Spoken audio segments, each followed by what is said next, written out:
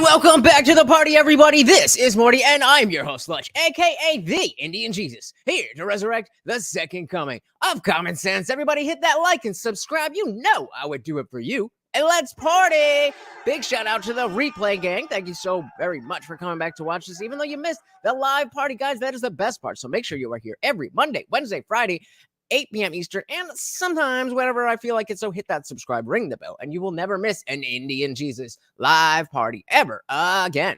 If you'd like to support the channel, I'm rocking the new Is It Though hoodie. The hoodies are on back order, but head over to theindianjesus.com for your very own official merch.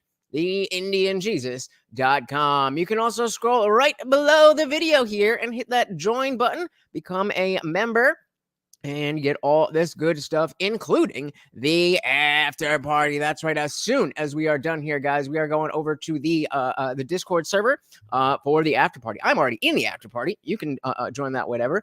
And guys, the Discord server is free to join. It's absolutely free to join. You just get some extra stuff if you are a member. Shout out to Unwanted Foe who just dropped the link there. Thank you, thank you, thank you, and welcome, welcome, welcome. We also got Zippy DSM Lee in the building. Welcome, welcome, welcome. Oh, it is good to be back. It is good to be back. We got Dylan. Welcome, welcome, welcome. So yeah, Friday I was away. I was at the Dissident Dialogues, a place for dangerous ideas. I was at that convention. And you know, got to meet some really cool people, and hopefully, I mean, I don't have anything like on the books, but definitely gonna be getting some more people on the channel and in the community, all of that good stuff. I am very excited, but we will talk about that in the after party. Shout out to Guam Tech. Well, welcome, welcome. Yes, referring to our poll. So the poll is in a pro-life world. In a pro-life world, should there be exceptions for RPay? Should there be exceptions for RPay? And so the options are yes, there should, no, there should not, or I'm pro. If you're pro-choice, as they used to say, then that would be your option. But if you are pro-life, do you think there should be that exception? We also got Nick in the building. Welcome, welcome, welcome to the party. So, hey, and look who we got. The Reverend Good Shine Ministries just signed up as a member. And of course, every donation, super chat, sign up, or anything comes with a treat for Morty. Welcome, welcome, welcome. I know you are already in the Discord server. I look forward to seeing you in the after party. All right, so let's dive in. I didn't expect to be covering the culture war as much as we have been, but you know, the conversations are just, you know, it's doing exactly what he hoped it would do. And so this one specifically, yeah, exactly. Violin's like a pro-choice pastor. What? I mean, it's not as bad as a libertarian socialist. Yeah, exactly. And he did. Thank you, thank you, thank you, sir. So yeah, we've talked about abortion and pro-life versus pro-choice versus all that stuff a lot. So what we're doing here is not to, like, you know, rehash these things and try to litigate. Well, am I pro-life? Well, am I pro-choice? I'm pretty sure you have an idea of where you are. And I mean, hey, if you're not, then this could help you, but that's not really the purpose of what we're doing. I just want you guys to see how just cringe, how fundamental, how basic the argumentation on the pro-abortion side still is. It hasn't evolved at all. And which is a good thing, because we're getting to a place where these ideas of, oh, it's just a clump of cells, or it's my choice, or a woman's choice, all that kind of stuff, it just goes out the window because it's an emotional argument. It's an emotional argument. Marty, where are you going real quick before we start? Our boy Zippy with the rumble ring. Come on here. Boy, let's go. Let's go. Let's go. There he is. There he is. There he is. Starting out with a bang. Thank you. Thank you. Thank you so very, very, very much, guys. All right, let's dive right in. As always, if you can end the video, please do let me know. I have no idea what I was talking about. I suppose we'll just start jumping into it. What are the opinions here? I mean, you're pro-choice, Ryan? Yes. So do you want to get started, explain what your views are, and then we'll just Sure. Go nuts. Yeah, I mean, so my views are less religious, even though I'm a pastor.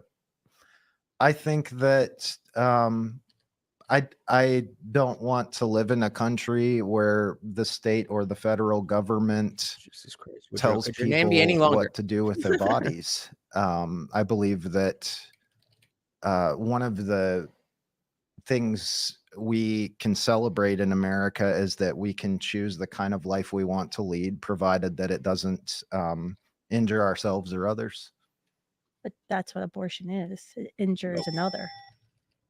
Well, I was just doing my opinions at this point. Oh, But- Shout out again to our co-sponsors of the stream, Reverend Reverend Woodrow Goodshine Ministries and our boy Zippy DSM Lee. So already out the gate, the guy's not even ready to think about, or if we're going to say harm against another person, how are you not going to anticipate that the pro-life person is going to say, well, you are harming the other person? You know, I mean, it's just first level.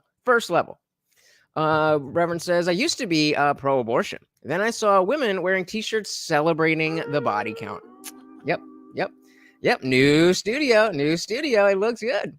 Gomtech said, saw this last Friday and definitely had some ideas challenged for myself. I'll try not to ruin anything. Thank you.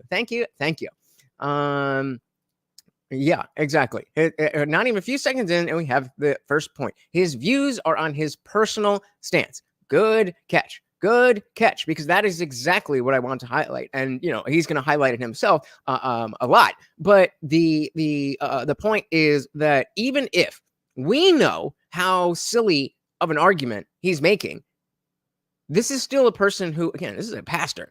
But this is also, you know, usually we'll talk about, oh, this is a YouTuber, this is somebody with a platform, but it is somebody with influence. And specifically within the Christian ideology, if this is their level of understanding, not good. Shout out to Seabass, said, pastor of the Immaculate Abortion.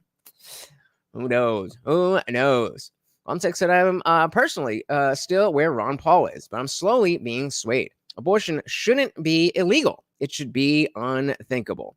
I agree. Well, I was just doing my opinions at this point. Oh. Loser. Yeah. Sure. We'll I do mean, it. I Let's roll. think that's the fundamental question here is what is abortion and what does it do and the harms? Because absolutely, I think that You're talking about life begins at conception then, right? well, yes, we all know life begins at conception. Biologists confirm that life begins at Mhm. conception. Yeah, it's cute how the lefties will be like, the science, unless it doesn't help my argument. You disagree? I would. Yeah. Well, When do you think you became you? When did I become me? Yeah, when did you come into existence as Ryan? On September 9th of 1976.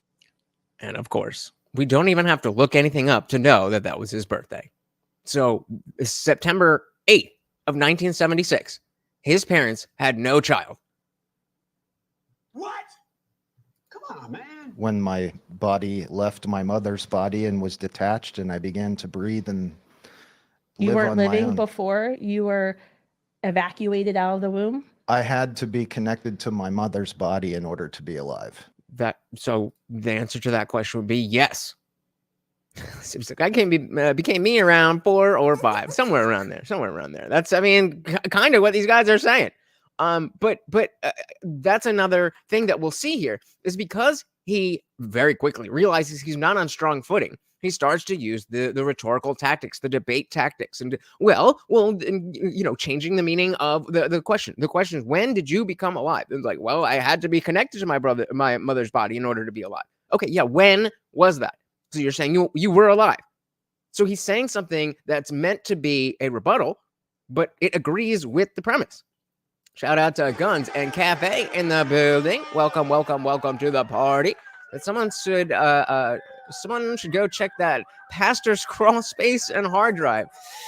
Yeah, right. Welcome. We also got M169 in the building. So do we need to remind this pastor of the verse that says, I knit you together in your mother's womb? Apparently. Like I said, the pastor makes a couple okay points, but I'll let y'all decide what they might be. This is not one of them. And so I'm glad I'm going to start this, and I'm glad you said that, because I agree. There are certain points where it's like, okay, you have a point there, but so often, like with other left-wing issues, it's treated as this exists in a vacuum, as if having abortions doesn't affect anything else in society. And obviously, that is not the case. Dylan says, so September 7th, his mom had no pregnancy, and then all of a sudden, this magical baby. Yep. Oh, yeah. The science. No, they like the science. They don't like science, the process, because that leads you to truth. The science is just an authority to say whatever you want. Evacuated out of the womb? I had to be connected to my mother's body in order to be alive.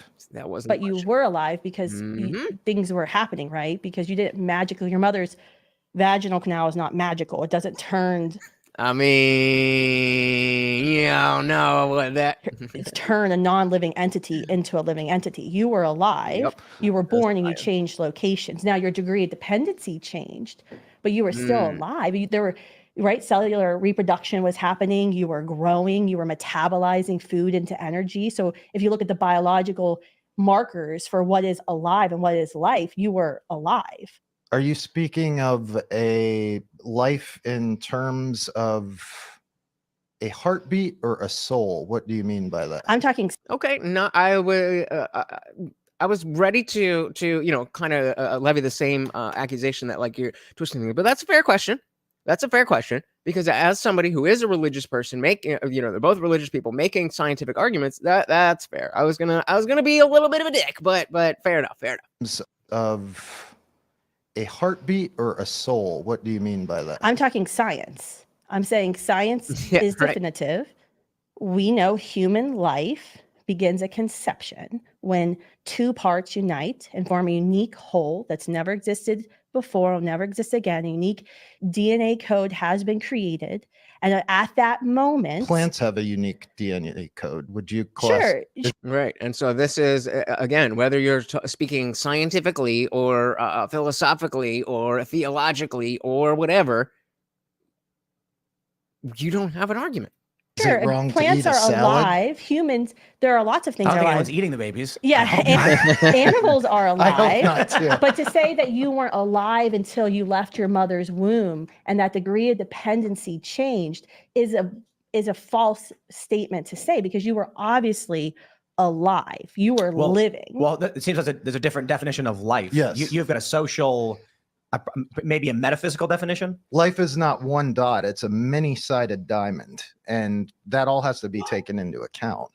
I think Sure. scientifically, if we're talking about cellular life, Yes. life on Mars or whatever, babies are alive, life begins at conception. Yeah, But it's you're human making a life. more spiritual or argument, I suppose. I'm saying that bacteria is alive. I'm saying Again, that like, small just answer the question. Just answer the question. He asked you a very specific thing, clearly, that he doesn't understand. So he's saying, I'm asking for clarification here. It's not a gotcha question. Is it this or is it that? Life begins at conception. Yeah, But it's you're human making a life. more spiritual or argument, I suppose. I'm saying that bacteria is alive. So it is a spiritual argument or it's not a spiritual argument? I'm saying that small cells are alive. I'm saying that human beings are alive. The animals are alive. But there are degrees to where that life becomes something that thinks on its own, decides on its own, chooses what it believes. Is that the threshold for when inalienable rights kick in? That's a good point. Shout out to Seabass. He's like, I doubt very much he has a congregation. This guy's no pastor. He has not once mentioned God. And that was my criticism of Ayaan Hirsi Ali, who I did see Richard Dawkins directly on stage confront her about, like, yo, are you really a Christian? Again, we'll talk all about that in the after party. But yeah, I agree. No one said clearly this guy thinks he popped out his mama like the dancing frog from Looney Tunes. Hello, my mommy. Hello, my daddy. Hello, my ragtime gal. Good one. And guys, I forgot to mention, if you've forgotten how YouTube works and you would like to just watch the video without my commentary, the link is in the description. I like to talk a lot. That's why I made a YouTube channel. Yep. Cannot answer the question. Any question. Trying to reflect to these other random things are also alive. He's dead serious, bro. Dead ass. I told you. I got triggered, and I think you will too. I wasn't sure if I was gonna say it. Pro-choice pastor triggers you, or pro-choice pastor triggers me.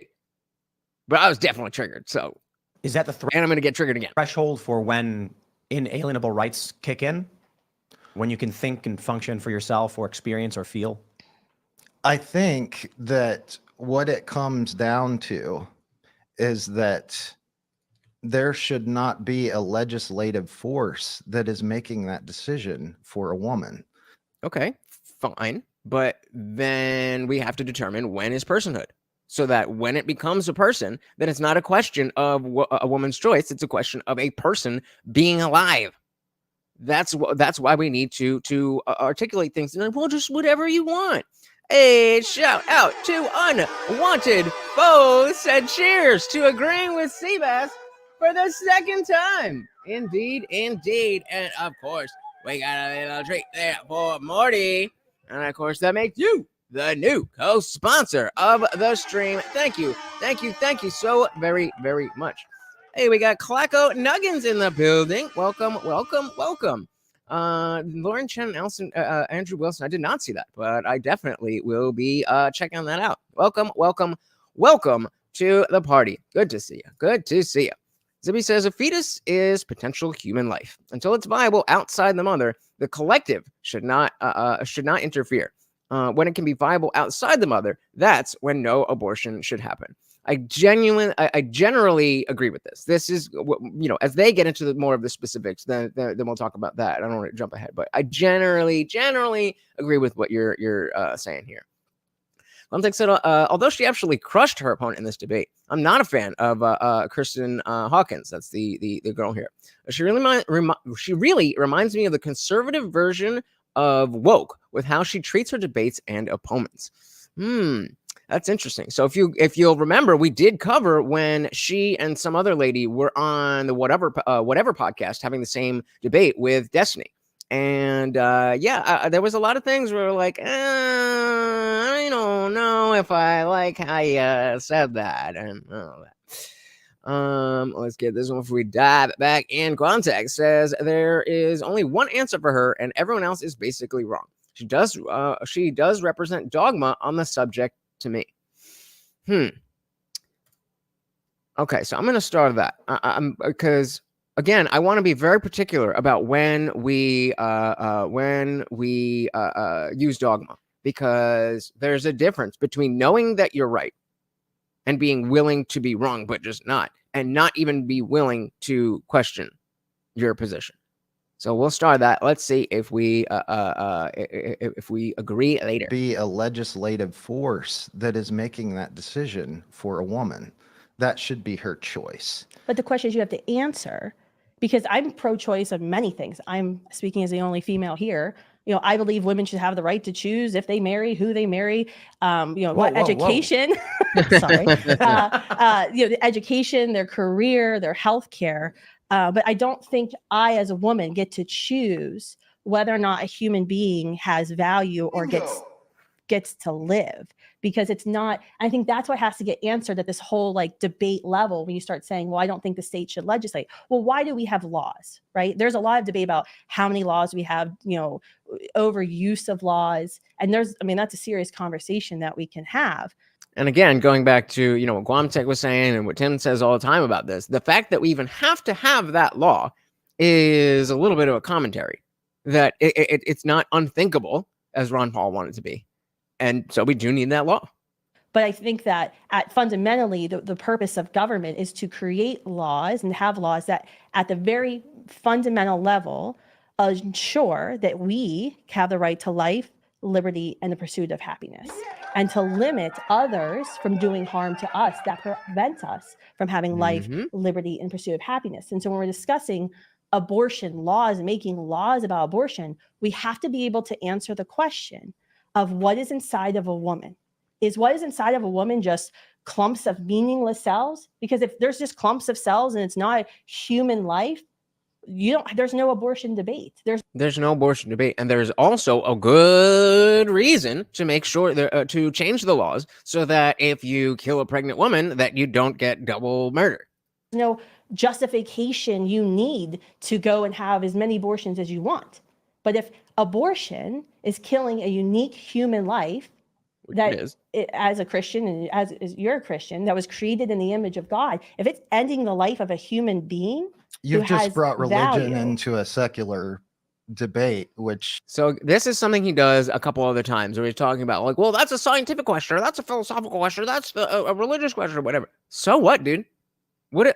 How does that change the what she actually said? How does that change the legitimacy of what she said, or your response to what you think about what she said? You just brought religion into a secular debate. I mean, this is coming from me. This is coming from me. I'm right there with you. That yeah, exactly. There you go. Shout out to Unwanted Bo. Shout out to Unwanted Bo. How dare you bring your morals into this debate? And so when I'm talking, she was trying to appeal to the moral aspect by appealing to the fact that they're both Christians. It's almost like even though they're both Christians, they don't believe the same thing. And he used that as a tactic to, again, just point out something. He's just saying a thing. Like, okay, yes, it's like, what? Why are you saying that?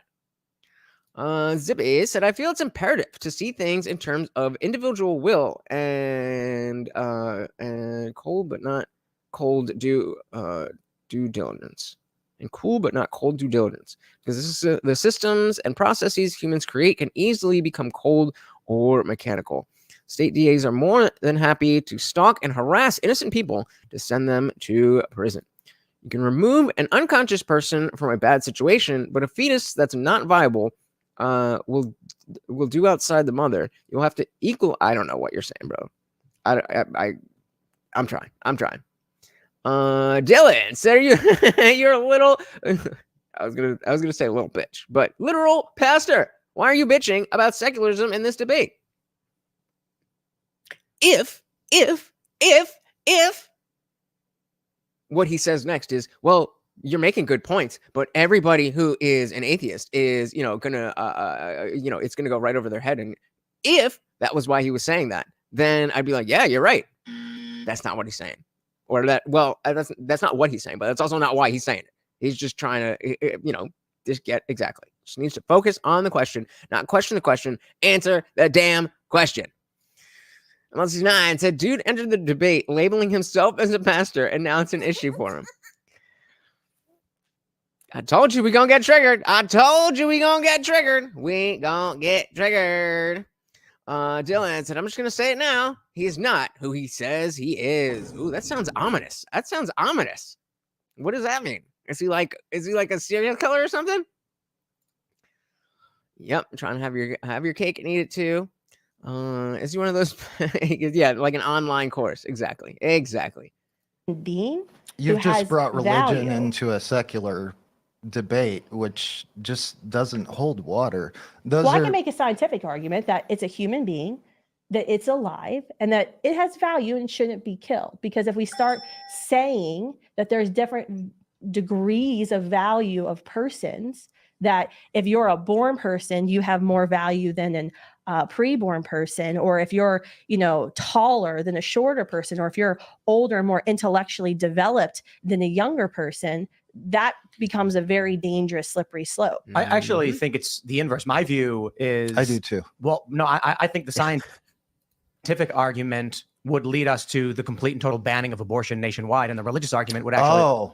The reason being the concept of ensouling. Are you familiar with ensouling? So if we go there, M69 said this is also a prime example of by their fruits you will know them.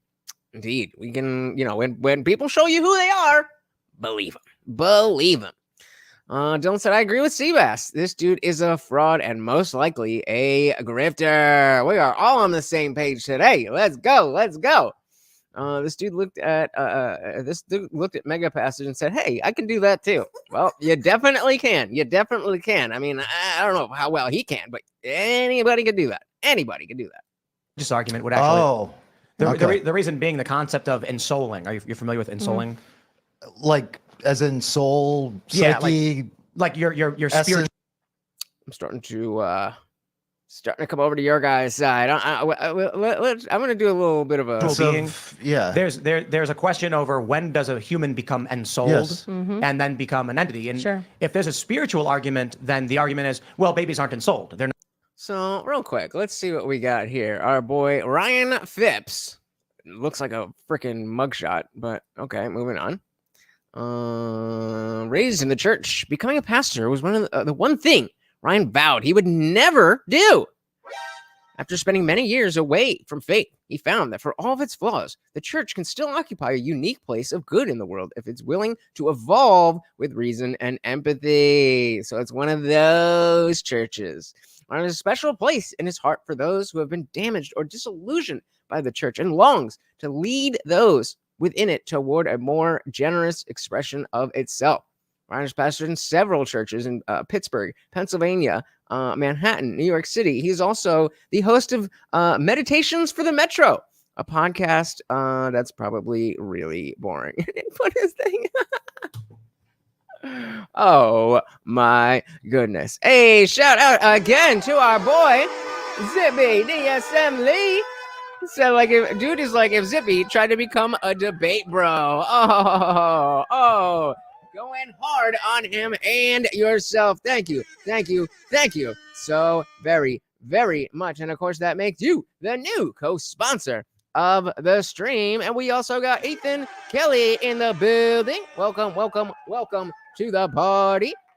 Yeah, we don't really like to use that type of language here. That's more for the Discord. But welcome to the party. All right, did I miss anything here? And let's dive back in. And then become an entity. And if there's a spiritual argument, then the argument is, well, babies aren't ensouled. They're not. They're not functioning among themselves, so it doesn't matter. The scientific argument is, however, the qualifications for inalienable rights under the Constitution would be that you are a individual with a unique human life. Therefore, according to the Constitution, the 14th Amendment specifically, your life, liberty, and property cannot be deprived without due process. So the secular scientific argument would ban abortion. Yeah, I mean, I think it's a safer argument too, because then you go into the question of, well, when does ensoulment happen? And if you're not a religious go for it person, I just can't pull that up because I'm not black. You could debate that. You could say we have no souls, right? That we were just created from nothing and we have no purpose. But the safest argument to take is, wait a minute, we all know and science proves that life begins at conception. That's when your human life began, and you're certainly a member of our species. You're not a koala bear when your mother's pregnant with you. You are a human. You are a member of Homo sapiens, and you're certainly alive. We must protect those individuals. So I'll clarify too. I have probably a traditionally Democrat pro-choice, libertarian-esque view of the abortion issue. But the challenges we're currently facing have to do with, say, like Colorado, for instance. They passed a bill a few years ago, 0 restrictions whatsoever. That's right. So this means a woman could choose to abort at 8.5 months. That's right. They do that here in Maryland. Maryland. Yeah. Oof. I have the abortion clinic's number. We could call them right now and schedule an abortion at 34 weeks if you want. And this is you could just call. You could just call, be like, all right, I'm gonna I need an appointment for 8 months from now.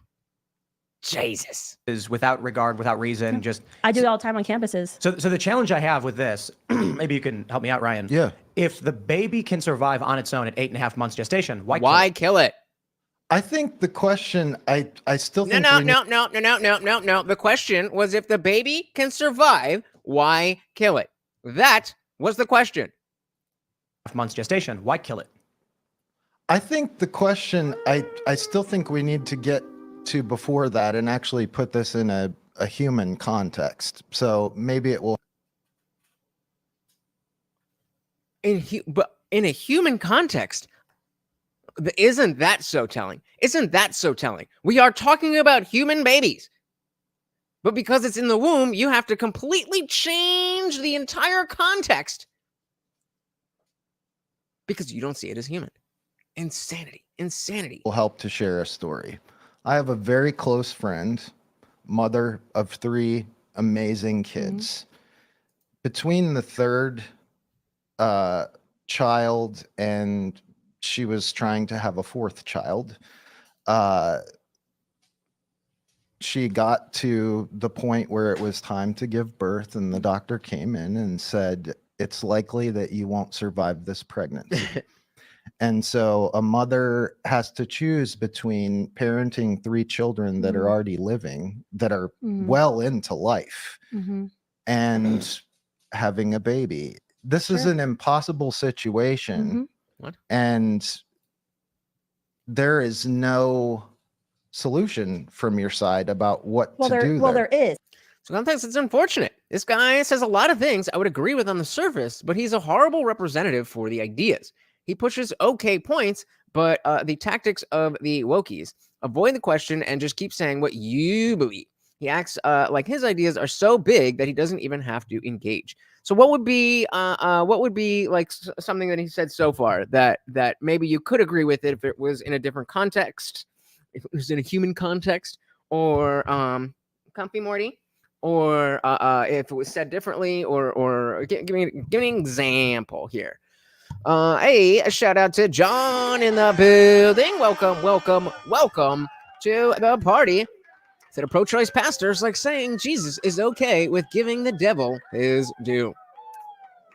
Once upon a time, his argument reminds me of young toddlers before they learn that things still exist. Even if you cover it with a blanket, just because you can't see it doesn't mean it doesn't exist. That is called object permanence, and that is why peekaboo works with children, because they literally think that when they can't see you, that you are gone. They literally can't understand that. And apparently some other people can't as well. And then, yep, there's the example of the exception of the exception makes the rule. The exception does not break the rule. That's the new pro-life shirt.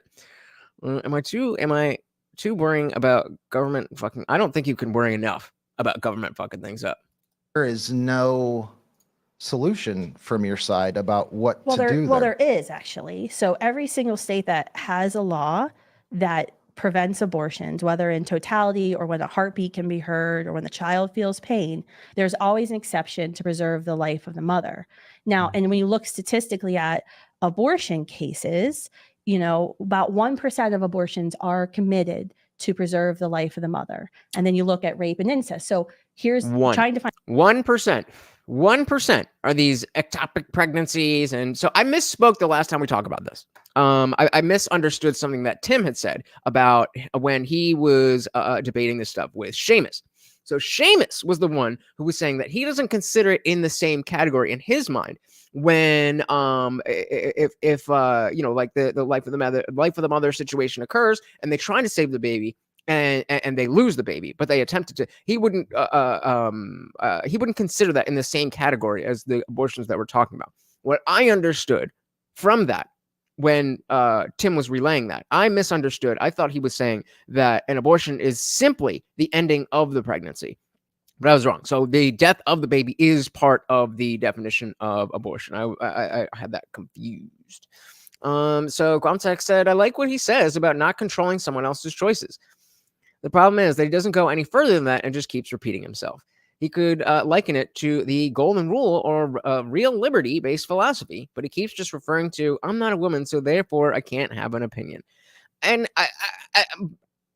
I hear what you're saying. I don't think anybody is against people having choice. But when we're talking about what is it that you're choosing, and that choice is to end a human life, well, I don't really care what you want. Your choices are irrelevant to somebody else's right to live. And so, like, yes, I like people having choices too, but that is completely and utterly irrelevant to what we're talking about. Because the choice that you're talking about is killing another person. To preserve the life of the mother. And then you look at rape and incest. So here's trying to find some common ground with you. Would you say that 97%, you know, because it's like 2% for sexual assault or incest. So that's like 97% of abortions are committed in our country because of circumstances. meaning 97 are not the rape, incest, and not the mother, the life of the mother. Not those 97%. That's all the mostly what we're talking about.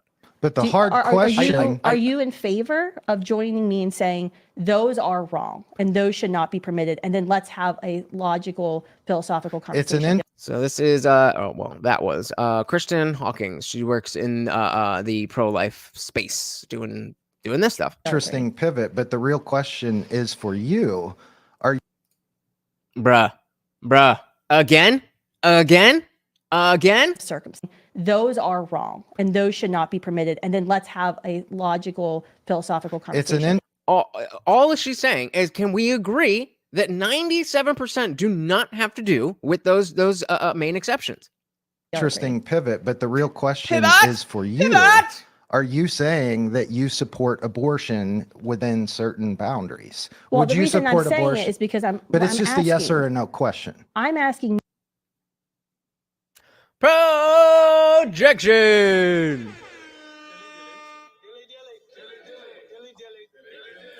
It's a yes or no question, okay? Ooh. I wish I had the I don't know, the thing to like clip stuff live. So I can take that clip and just save it here, and then every time he doesn't answer a question, I can just pull it back up. And yeah, audacious, the audacity.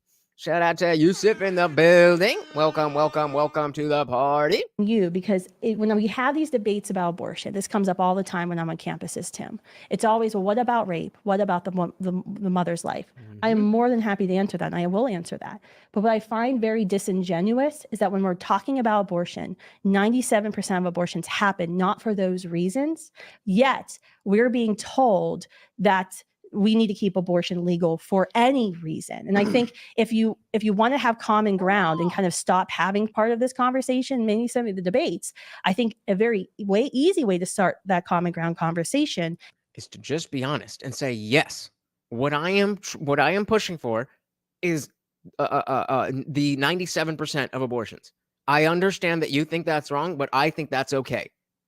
If that's your position, then that's what you have to say. Because when you try to dance around it, well, actually, technically, then it's very clear. It's very clear what you're doing, at least to some of us. And apparently not enough, which is why I felt the need to cover this again. Because you guys are going to encounter people just like this guy. He's a pastor. He might be a guest pastor at your church. And if that happens, I would hope that you're prepared to go and show your entire congregation that he is not a good representative of the religion that you all purport to share.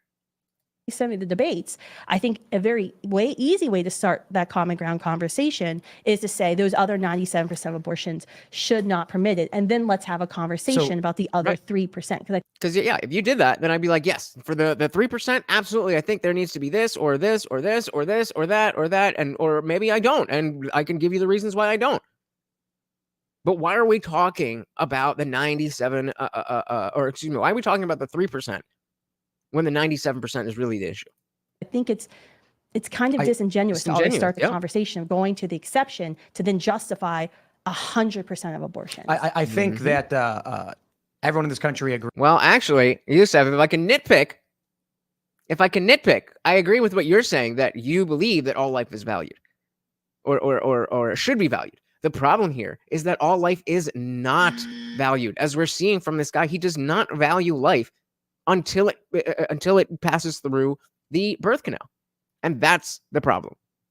That's the problem, that he doesn't see that it is a life to be valued. People should never throw away the child, no matter the circumstances. See whether there's satanic abortions available to those who want it. Agrees on the health exception. Maybe the only people who don't were the Spartans, the women. Well, life. We have to be careful between health and life. Yes. Okay. Agreed. So right. I believe you have. Yeah. There's less reason to be a bully when you're arguing against this. That are ready to be. I mean, maybe not. Maybe some of them are going to miscarry, but that's not part of the equation to the mothers. They're just like, I don't want it. we have to be careful between health and life. Yes. Okay. Yeah, Agree. so Right. I because believe you have in your mind a clip from the movie 300 where they're throwing babies off the cliff. Is that what they were doing? Well, in Sparta, Yeah. This may be wrong. I don't know. I read it on the I internet. think it's true. Yeah. Well, no. The issue is that the only way to get a gravestone marking your death was to be a man who died in battle or a woman who died in childbirth. Okay. So that was like the greatest honor of the woman to die creating life and the man defending it or whatever. Yeah. No, I think in the United States, everyone's basically like, look, if the mom's going to die, we have to figure this out. Seamus Coughlin, a friend of ours and the host, he's the creator of Freedom Tunes cartoon show. This is where I had it mixed up. He's a very devout Catholic, and his view is he doesn't consider abortion an attempt to save the life of the mother that results in the death of the baby. Yes, that's what pro-life OBGYNs would say as well. Right. So I thought they were saying that if that's the situation, that is not an abortion at all, which is incorrect. And so, but I do think the broader term abortion and the legal definition is terminating a pregnancy that results in the baby's death, or there's a different way they phrase it that results in loss of life of the fetus or something. That's like the legal definition. Mm-hmm. So I think when you look at even the most strict, like Oklahoma, I think is just basically like no abortion, period. Yep. Doctors can try and save the life of the mother. Absolutely. If the baby dies, We they don't helped get in write that trouble. law. So the issue that I then have for the pro-life side is why is rape and incest? Like there are many people who will probably argue right now, even in the chat, and who have argued to me, they don't believe abortion should be allowed even in the case of rape because the baby is innocent and it's the rapist who should be criminally punished, not the baby. So this is something that, and again, going back to our poll, which reads, if in a pro-life world, should there be exceptions for our pay? Well, I mean, I guess they're saying enough, whatever. And so right now we were going pretty strongly in yes, but with 22 votes, no gets the 55% of the vote saying no. I'm really not sure about this one. Because I used to, exactly what he just said, that, the baby shouldn't be punished. I agree with that sentiment, but I think the stronger sentiment is what he brings up next about the government taking control of your body. I don't think, at the end of the day, I think it is more important to make sure that we prevent the government from having the ability to overreach than, honestly, any one individual person. It is bigger than that. And so, I'm not saying we should sacrifice somebody to make something happen, but in that situation, it's a zero-sum game. And so if the mother's going to die or or not die, but if the mother's going to have the child or they're going to kill the child, then I'm not sure, because if she doesn't want it and she didn't consent, then what grounds does the government have to say, no, you have to harbor this child? That's kind of where I'm coming from. Context says we also should remember that Destiny proved that Kristan can't or won't deal with hypotheticals, probably because it was Destiny posing said hypothetical, but still. True, but she brings up a number of different hypotheticals here. So again, this is why it's important to see people in different contexts and not just see a conversation like, oh, these are two people talking. Now we have a little bit of an idea of not only who she is, not only how she debates, but how we can compare it to the different contexts. Now, again, we have a better idea of what's going on. That's right. So why then have an exception in law for rape and incest? There's an exception. This is where it's tough go. for me to wrap my head around philosophically. Yeah. So Zippy's philosophy said it's better for people to make very bad choices than for the government to make bad choices for them. Dilly to that. 100% comment of the night so far. 100%. Yeah. Never hand that kind of control to the government. I mean, anarchy is better than tyranny. Anarchy, if it's anarchy or tyranny, I'll take anarchy all goddamn day. There's an exception. This is where it's tough for me to wrap my head around philosophically. there's an exception that is made in certain cases, but also the statement that to terminate a pregnancy is universally wrong. And so those two things cannot sit with one another in any type of system that can. Okay, but then we can say universally, but with these exceptions of 3% that even saying the rape and incest, so and life of the mother. So those are the carve outs. So not universally, just universally outside of those things. The exception makes the rule. Next, I think it should be restricted to the first term and not used as birth control. But if you take all precautions to prevent pregnancy, but it fails, I can't say it's wrong to abort. So I got to disagree. I think regardless of what precautions you take, you know, if you buy, like, that's part of the risk of engaging in sexual activity. So would you also, by this logic, then if somebody murders somebody, shoots them in the head, and they took all the the proper precautions, but they're still the one holding the gun and they shot somebody in the face, that it's okay because you tried, right? It just can't work like that. So then again, how are we determining that it's not being used as birth control? What are these precautions that we're talking about? And you know, again, I would love if we had the world that, you know, Guantek was talking about before, that Ron Paul, where it's unthinkable, and then if a situation arises that it is needed, it's like, oh wow, this is a crazy thing, but obviously nobody's, you know, using this for birth control, but apparently they are. You do your thing, Zippy. You do your thing, brother. Those two things cannot sit with one another in any type of system that can be legislated. The thing that is very interesting to me is that the things I believe do not require you to behave a certain way, but the things that you believe require me to behave a certain way to live in a civilized society. Could be. There's something about that is, when I have to choose what you want me to choose in order to partake of the benefits of the system.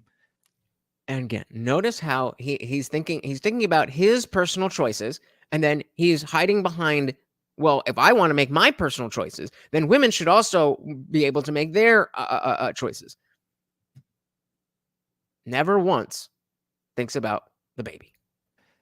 That's not freedom. Well, I'm not telling you have to eat chocolate ice cream because I love chocolate ice cream or a certain food. We're I'm not talking you about not chocolate to ice kill cream. We're Exactly. talking a about human being. what you Exactly. You live in this society where we Yes. all generally agree that murder, that the intentional killing of a human being is wrong, and there are strict punishments for that. That's one of the things we all that's a societal contract that we have. But we aren't Abortion talking is the about intentional the same killing of a human being. You've just taken someone who has been out of the womb for years with another person who's out of the womb for years. So it depends on their murdering age. another person. So this goes back. This is the whole fundamental debate.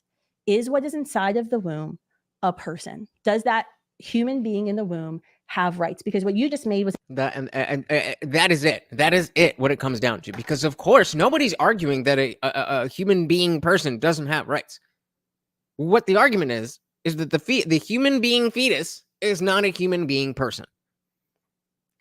So again, I'll drop the link. I'm sure we're gonna be going long tonight. I haven't seen you guys in a while. What we're gonna do anything, but definitely if you could stick around, I would love to hear your opinion on all of this, because I don't really know. I get that, you know, you want people to be free, but like that's such a naive way of, well, you should just be able to do whatever you want. Again, as if that exists in a vacuum and doesn't affect society or affect other people. It's I don't know. I don't know. Maybe I'm not seeing something, but yeah. So we said more effort on the day after pill and taking care of mothers, so they will either keep it or put the child up for adoption. Abortion is kind of a third wheel, really. I agree. But again, that goes back to the argument of the rape things. Side question or sidebar. Why do we say rape and incest? Rape, okay, I get that. You didn't consent. If you're raped by someone in your family, that's still rape. Why incest? If you're gross and your sister's gross and y'all fucking make a baby and y'all both consented to that, why are we talking about abortion? I get you shouldn't do that, but we're past that. Anyway, yeah, I don't think that the only part there is that if somebody didn't consent, that now the government is forcing you to give up your body to use to somebody else. And that's where it gets tricky for me. That's where it gets tricky for me. A person. Does that human being in the womb have rights? Because what you just made was an ageist argument. Well, the person who's being murdered in Bethesda, Maryland or Washington, D.C. has more value because they're out of the womb, their location. They don't and have they're more older. value. They have more agency. There's a difference there. But Right, but you're making the argument that they have more value because they have more agency. I don't think agency is a prerequisite for rights under the Constitution. No. It's And that's whether or like the not you're a secular person. argument. Correct. But let's bring this back to what it is. If we have a government overseeing this country that follows everything that you're saying, it is a government that continues to tell people how they ought to choose. And if they don't choose, that is backed up by force. Yes, correct. If you don't choose to live in such a way that doesn't end other people's lives, that is backed up by force. And you are in favor of that. Unless it's a baby. Why? Why?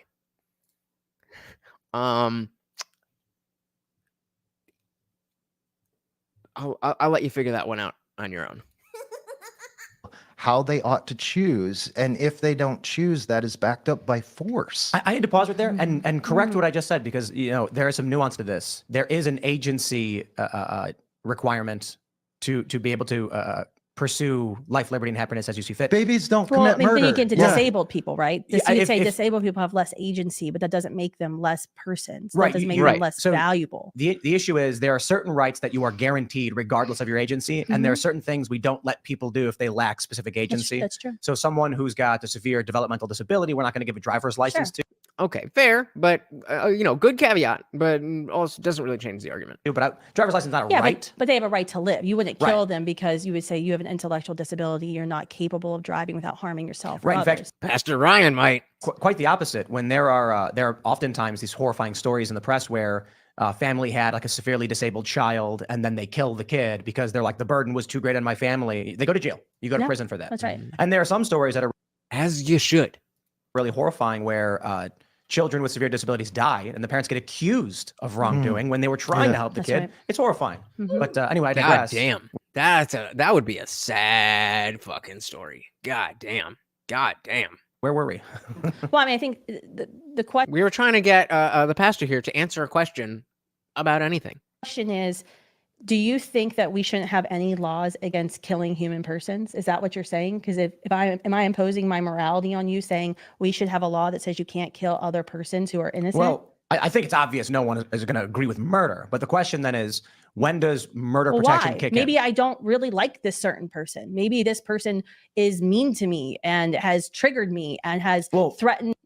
That is all the reasoning you need to have an abortion. So she brings up a good point. Why? Why isn't it okay for me to murder somebody? If it's okay for you to do it, why is it any different for me to do it? So driver's license is not a right. It's why we let anyone drive and force corny mandatory insurance on everyone.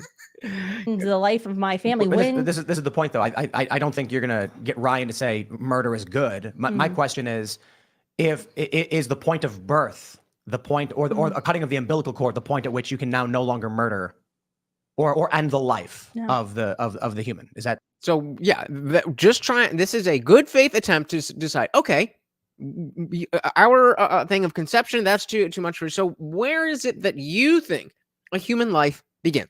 Not a legal question, not a theological or scientific. Just what do you think about this thing? the issue, I guess? Cutting the umbilical cord. You were saying earlier that the baby is dependent upon the mother, and so someone who is free of the body and has their own agency, that's a murder. But the baby attached to the mother is not the same thing. So is that the differentiator? What I am saying is that that ought to be the choice of the mother, and it should happen between her and the doctor discussing things, and the federal government shouldn't have anything to Why do do you with it. think Why? Yeah, I mean, I think this is what she's about to say, but you literally just said the doctor and the mother should be able to decide to kill a child. Why is that okay if it's not okay to murder somebody? They're discussing things, and the federal government shouldn't have anything to Why do do you with it. think I, as a mother, get to choose whether or not the human inside of me has the right to life? Because you get to choose whether or not to create life in the first place. Right. When you have sex, that's when the choice is made. That ship has sailed by the time you're pregnant. Well, yes, having sex with my husband is a choice. Yes. Right. So your Mhm. choice really comes before conception. Yep. Unless you're talking about sexual assault. Everything choice is is about before- choice. It's all, you should be free to do what you want to do. And I shouldn't be able to It's very scary. make you choose that. That is scary. And I'm going to go back on that. But so Zippy has a great question here that said, doctor and family can decide to take family off life support. Is that murder? So I would say no, because there is clear guidelines as to the, just the quality of life versus what's already been experienced. So I don't want to say most cases, I don't really know, but in let's just say a lot of cases, this is something that unless it's like an accident or something, then usually if somebody's in this situation, then that they are either it's a period of time, or you'll say, well, wait 6 months and see if we get to this benchmark, or something like that. Some plan is already in effect. And it definitely is a good question, but I mean, I don't think it's, I mean, again, is it murder? That's semantics. Is it wrong? I don't think it's wrong, but good question. Exactly. I think that, like what I'm saying, there's a reason we have laws Wait, I wanted to go back on that. Free. about sexual assault. Everything choice is about before- choice. It's all, you should be free to do what you want to do. You should be free to just live your truth and your freedoms and truth. And it's like, whatever. Again, in a vacuum, that makes sense. But we are talking about somebody else's life. And I shouldn't be able to It's very scary. make you choose. It is that. very I think that, like what I'm saying, you shouldn't be able to make somebody choose to not go around and murder people. there's a reason we have laws, and there's a lot of questions about what is the role of government.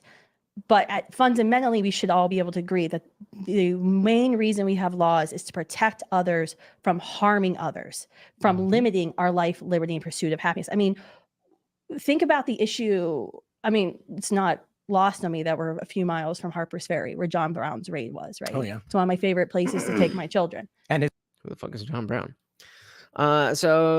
Zippy said quality of life. So it's okay to abort a child with a high chance of disability, trying to ask the hard questions without eating too much glue. So no, I think a big factor of that is the life experience before that. So I don't have a good way to articulate, but there is value in the notion that people know who you are. People will be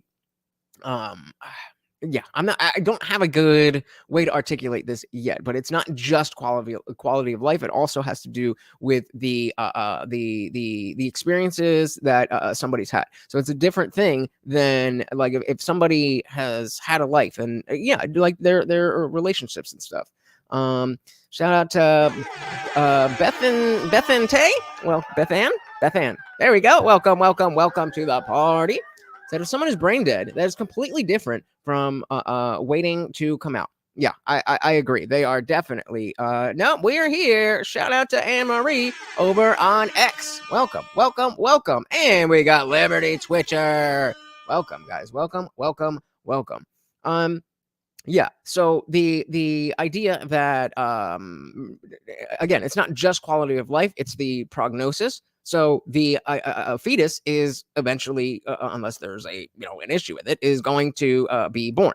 If it's not going to be born, then it's a miscarriage. But outside of miscarriage or abortion, the baby is going to be born. Whereas if that person is brain dead in a vegetative state, especially if we know that they don't have the capability of coming back, it's just a different question.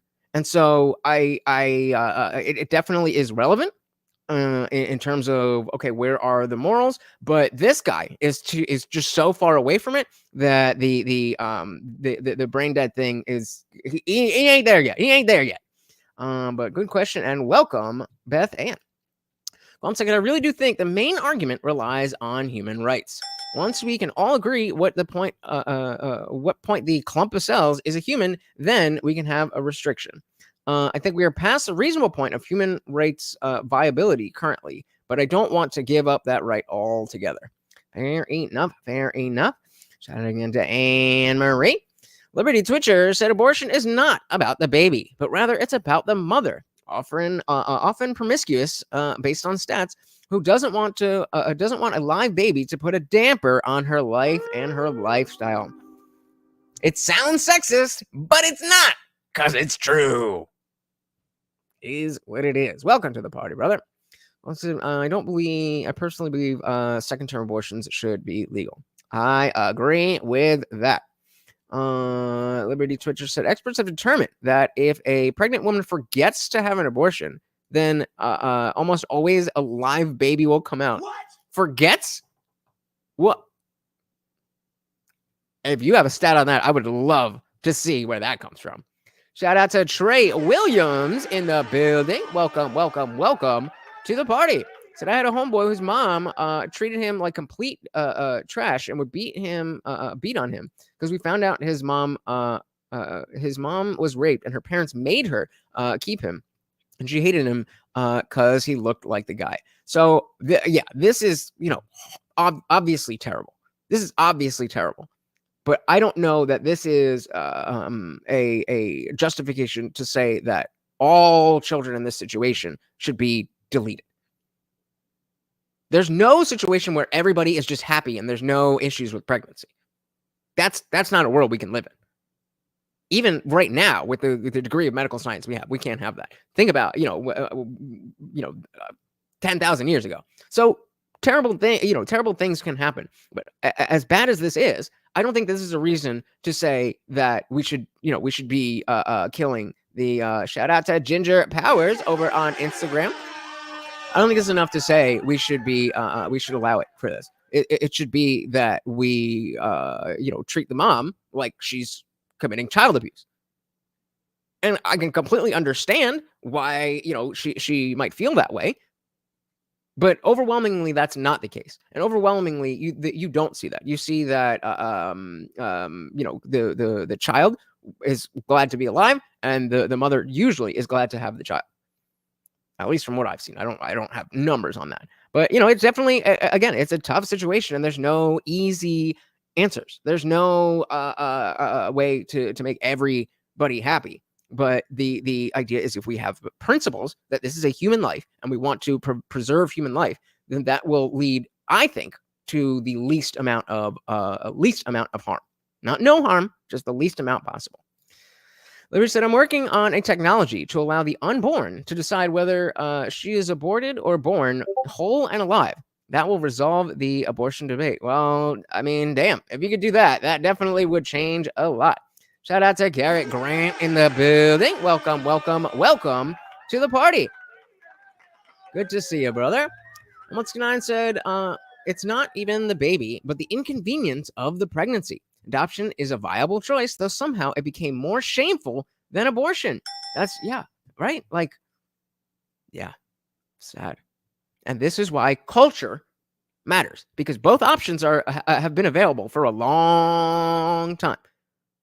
But like Once9 says, somehow it became more shameful to give away a live baby than to just kill it. Miles from Harper's Ferry, where John Brown's raid was, right? Oh, yeah. It's one of my favorite places to take my children. And his raid HQ is up the street. That's right. You can actually go to his farmhouse. Oh, I might actually do that on the way out. 10-minute drive. Think about the issue of slavery.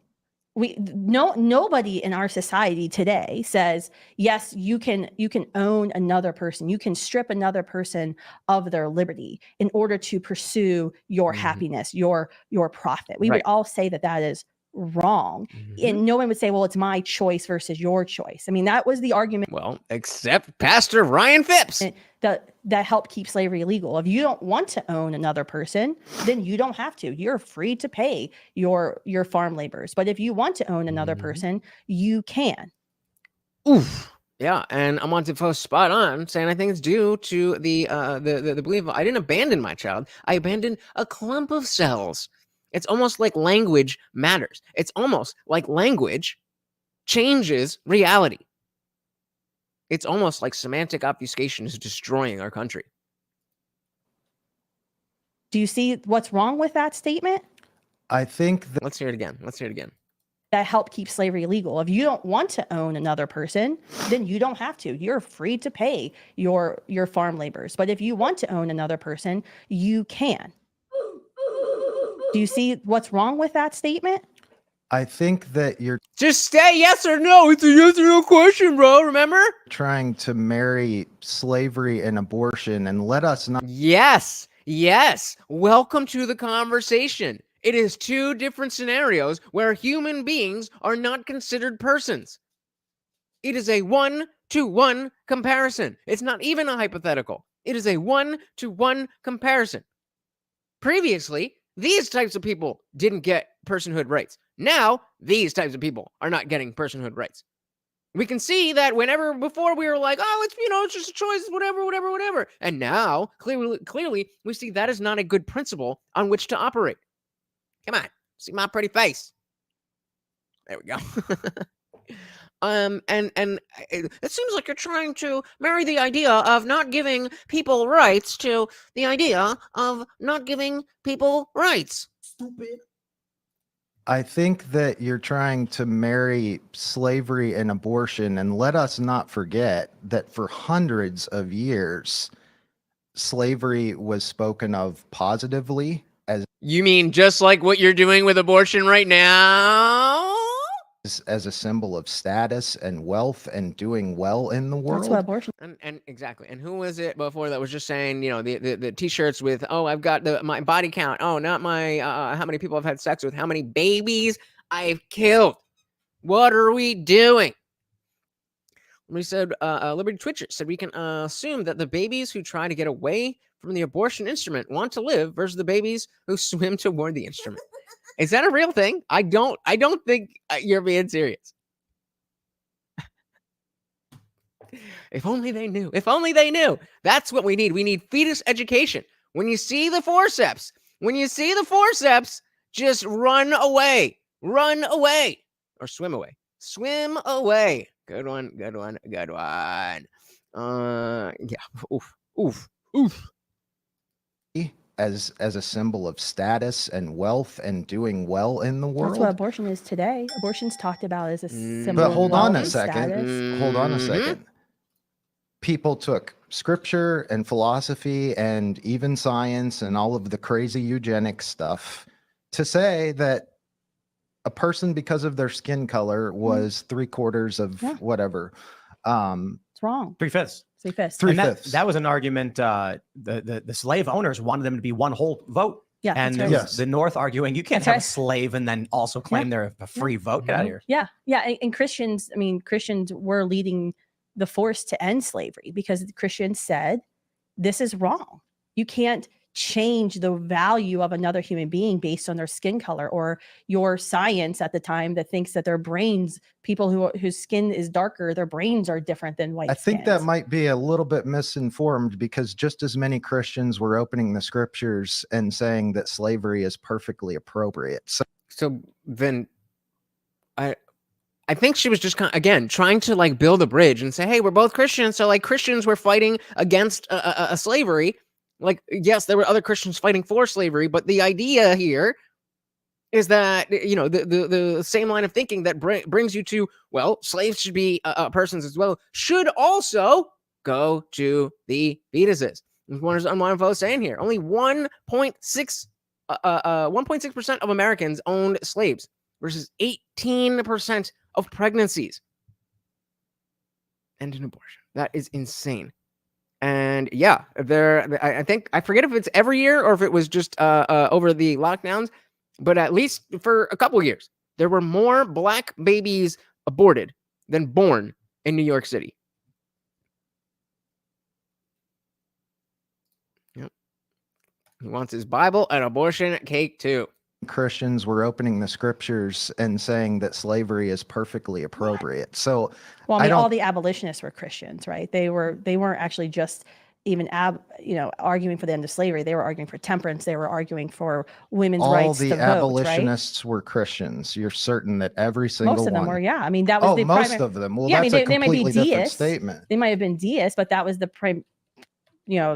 preeminent religion of the day. I mean, but if you think of all of their statements, if you go back and read the statements of William Wilberforce, or I was just at Thaddeus Stevens' tomb up in Lancaster, PA, they often said that their Christian faith, their belief in a God, in a creator, that all man is created equal, is what helped motivate them to fight this evil fight, against slavery. So I think it is a fair thing to start having that conversation, because what we say in abortion is, well, it may be a human, but it's not a person yet. It doesn't have. Isn't it though? Oh wait, my hair's in the way. Isn't it though? But yeah, Guamtek's saying this guy wants to be seen as the cool pastor, but he keeps coming up as the woke infiltrator, and I don't really know how much of a difference that is. We were just talking about Russell Brand and Nalo Ray and all these people jumping on the Christianity born again train. This is going to be the death of Christianity. And in its wake, we will come alive. I'm waiting for it. Is, while it may be a human, but it's not a person yet. It doesn't have full agency of their body, or it's still connected, dependent on the mother, or it hasn't had experiences yet, or lots of personal relationships yet. Therefore, it's justified to take their life. It's interesting that you just. All right, we need a poll. Do you think Christianity is in trouble?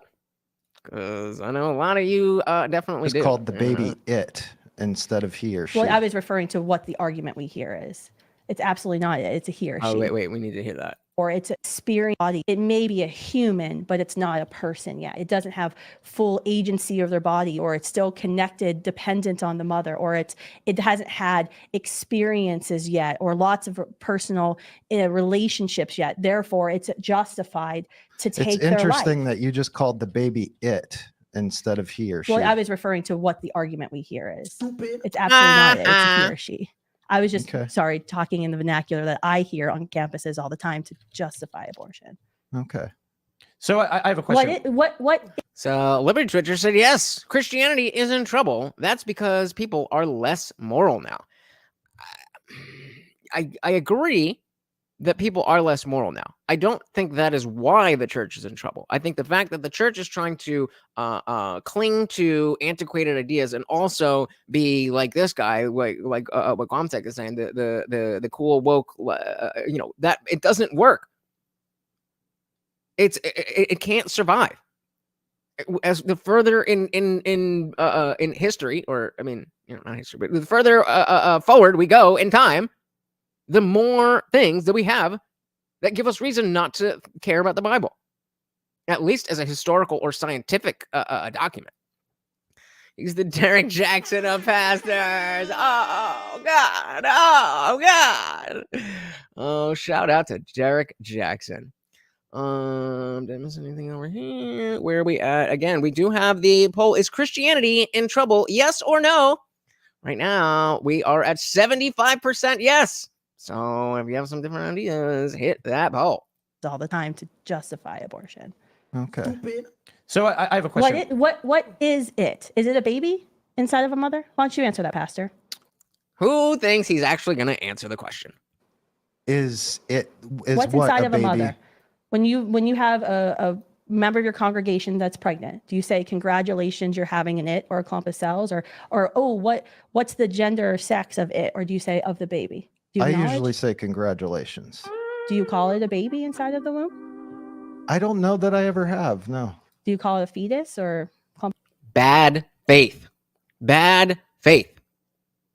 So again, a big reason why I want to show this is she's actually doing a really good job of not getting frustrated with his tactics, because I'm not really sure if they are so much tactics or if he's just that dumb. But either way, triggered. I would not be allowed, or not allowed. I would not be able to, keep myself from screaming as mother. You know what I mean? Nick said, just a question, because only the mother has a say. Does that make the father blameless? Or is it dependent upon if he was against it or for it? Yeah, I think it depends on if you're for it or against it. Because even though it's the mother's body, like, it's still your DNA coming into it's not, it takes two to tango. Takes two to tango. And so if you are right there saying, you go ahead and do this, well, then your intent is the same thing. But if you're like, no, please don't, well, that's a very different thing. Liberty said, it's a baby, but we cannot determine its sex or gender until it decides. Good one. Plumbing doesn't matter anymore. We watch women with men's plumbing win women's sports now. Yeah, that's the world we live in. So I was asking over again, is Christianity in trouble? Ginger Power said, I doubt that. It's spread around like the Quran and other religious texts like weed. Yeah, but I mean, Islam is growing at a much faster rate, and the people who are Muslims tend to be a little bit more tied to their holy book than the Christians do. Just said, hey, I'm an apprentice plumber. I care. There you go. See, there you go. Of the womb? I don't know that I ever have. No. Do you call it a fetus or clump of cells? No, I do not tell a pregnant mother what a wonderful fetus you have. That's just very awkward. That is a weird thing. Okay, so let's dig into that. Why do you speak that way, or why wouldn't you speak that way? The Latin's confusing. Congratulations on your fetus. I see you have there. But this is a big discussion. When I get Tom from Atheists Atheists for Liberty on, a lot of people are talking about the Christian Islam battle. It's not going to be Christianity versus Islam. It's going to be atheism and secularism versus Islam. And Christianity, you're going to want to be on our side. Weird thing to say. Latin's confusing. Congratulations on your fetus. I see you have there. But the big picture. I mean, you would go to a baby shower if someone invited you, right? Of course I would. And I would christen a baby, but a baby shower. What does christening a baby have to do with anything? The reason she brought up a baby shower is because the baby shower happens before you are saying it's a baby.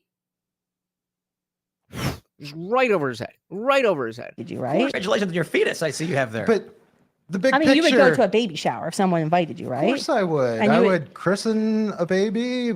They're right, and you're wrong. But a baby shower happens when she's pregnant. Her baby is not my choice. Again, just pivot. You got me in a corner, so I'm just going to say things. But is it a baby inside of her? Is it a baby? If she chooses to bring the baby to full term. So that's not like philosophically, that is not how identifying things works. It's like if it exists in time, and at this moment it is a fetus, you can't say you can't identify it now because you don't know what it's going to become. It already is the thing. What is the mechanism by which it wouldn't be a baby just because she chose to kill it?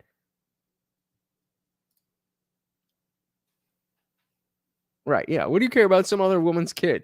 Like, I don't know, society? Society? How about that? Is the point of birth the point at which we now say, okay, this is now a human with inalienable rights in the Constitution? I think that the mother should choose that in a medical context. Guys, you do not need to tell me when you're not watching my show. Thank you. By asking a medical professional. Everything as we do with any other. So are you saying that the woman could be pregnant and say, this is a life deserving of protected rights under the Constitution, or no? And that the point at which the baby is either... So let's say there's a woman driving in her car and a drunk driver slams into her. She's 7 months pregnant. The baby dies. She then says, I choose that this baby was murdered by him. Then they charge him. Should he be charged with 2 murders or 1? Well, this is what I was bringing up before. Shout out to, I'm going to call you SSK because I have no idea how to pronounce that. Welcome to the party. Very glad to see you. So yeah, should be charged with 1 murder or 2. That this baby was murdered by him. Then they charge him. Should he be charged with 2 murders or 1? Well, my question is, I'm trying to understand at what point do we charge someone with murder for the termination of this life? Is it murder only if the baby is born? Charge the mother or the guy Drunk driver. The drunk driver. The driver. Yeah. Right. So Zippy's like, I can answer the questions. Is it a baby? Yes. Is it murder? Yes. But we legalize certain forms of murder. The only absolute ideal is government is bad. We don't. What kind of murder do we legalize? We legalize certain types of killing, but murder is a specific type of killing that is inherently illegal. It murder only if the baby is born. Charge the mother or the guy the drunk driver. Right. So let's. This is my question. Right. You said early on in the show that the baby is attached to the mother, has no agency or less agency, and it's dependent upon the mother, so it's the mother's choice. My question is just at what point does the law kick in? Where, you know what I mean? Like, yeah. No. Why did you say yeah? You don't know what he means, or you're very, very, very, very, very, very good at playing dumb. Question is just at what point does the law kick in? Where, you know what I mean? Like, yeah, I understand, and I think it's. Do you? You have 2 people that want 2 different things, right? 2 people with. What? Who? What? I don't think so, man. I don't think I don't know. I think he's really this dumb. What? Because remember, he already asked for clarification. He already asked for clarification on so the driver go to jail or the woman go to jail? Like, what are you talking about? So he said killing in the heat of passion is semantically murder. In some cases, is it not? Well, if it again, murder is a legal term. So if it's murder, then it's murder. If it's decided to be manslaughter or something else, then it's not murder. It's murder if it's murder. If it's not murder, then it's not murder. Not all murder is killing, but not all killing is murder. You have 2 people that want 2 different things, right? 2 people with different beliefs about the same thing, and those beliefs cause them to formulate different opinions and make different choices about. The question was, when should the law kick in that the drunk driver gets 2 murders instead of 1? About their life. You have the federal government that has to make laws that will protect persons. Both of these, all of the persons. And right.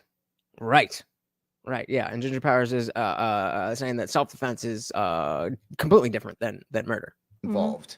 Yeah. And so it seems to me that the most logical way to legislate such a thing is to let people make that choice on their own, provided that their choice doesn't cause injury to them or others. But my question, the child is the other. You keep saying others, but you're refusing to acknowledge the child is an other. They're making a choice that may cause injury to themselves and will certainly cause injury to another human being, the child in the womb. Right, so I got to get that one back. I used to have a wow button, but it was too quiet and I didn't know how to turn it up. And now it's wow.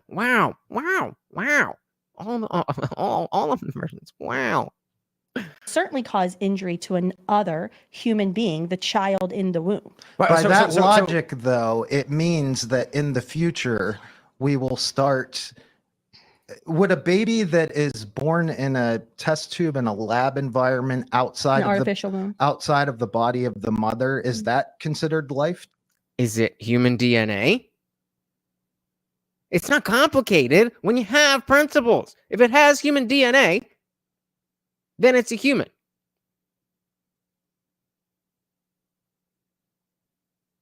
Where's the confusion?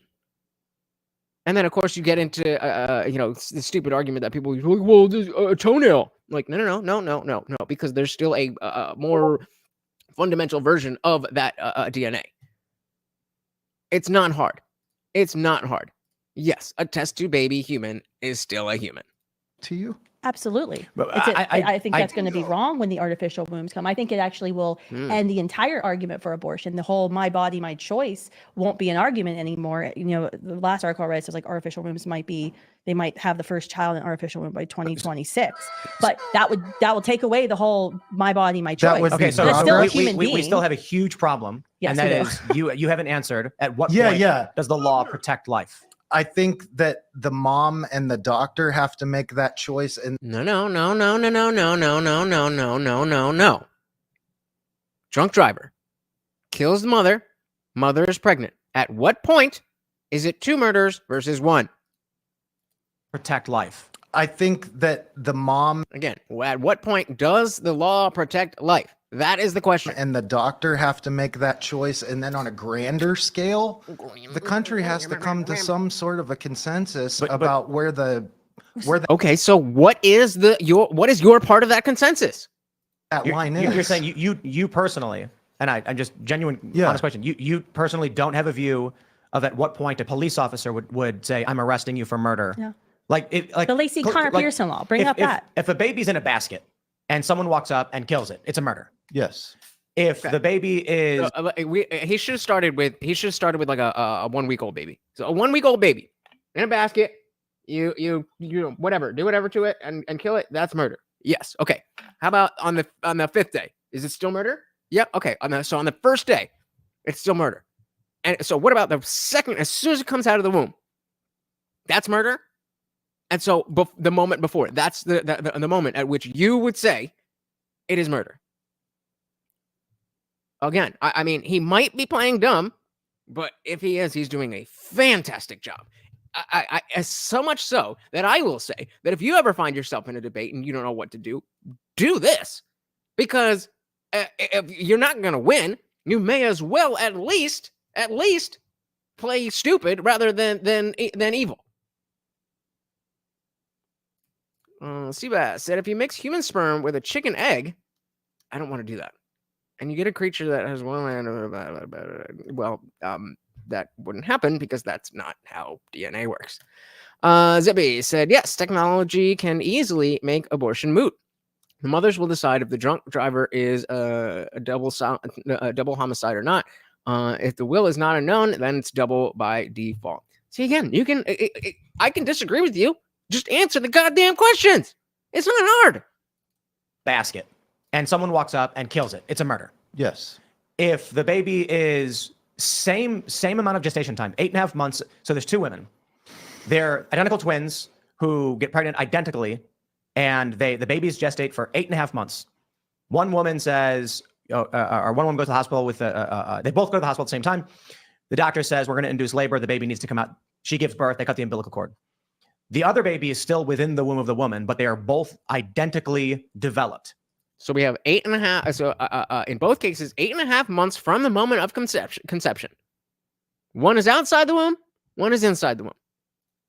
It would be murder for the baby that was prematurely birthed, but it would not be murder for the baby that is still within the womb. That makes sense to me. And you're asking which one of those I would affirm? Well, so I'm trying. Bruh. This is what I'm saying. Like, you have to be really dumb to not be aware of how stupid you look. I don't think it's an act, guys. I don't think it's an act at all. And you're asking which one of those I would affirm? Well, so I'm trying to understand your view of at what point does the law say a murder has been committed, right? So if your argument is a woman and a doctor can choose to terminate the life of the baby, yeah, you get an egg with jizz on it. What are you talking about? Because the baby is within the mother. My question is then, if the baby is identical in every way but prematurely birthed, is it now protected under the law? So the baby is exiting the womb, correct? There's two babies. How are you this dumb? Two babies. There's two babies. One is out of the womb and one's in the womb. Right. So it is entirely possible, and probably happens every day, that a baby at 8.5 months is induced. The doctor says, look, we think we have to induce premature labor, but the baby can survive on its own. It'll be okay. And the baby is birthed, cut the umbilical cord. It's a healthy, happy baby. What does the mother want?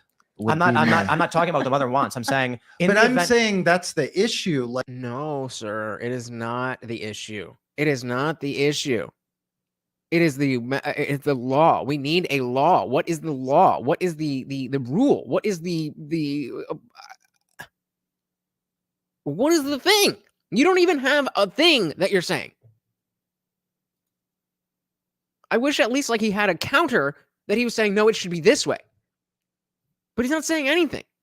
What's the can you imagine how annoyed his health teacher must have been while explaining how sex works to him? They're like, you failed. No, you know what? You're getting a D. I don't even want to deal with it. And that's how we end up here. Like, well, it's just about choice. Like, that's where we have to get to. Is it the mother participated in behavior that created this process? You don't need to, is he legitimate?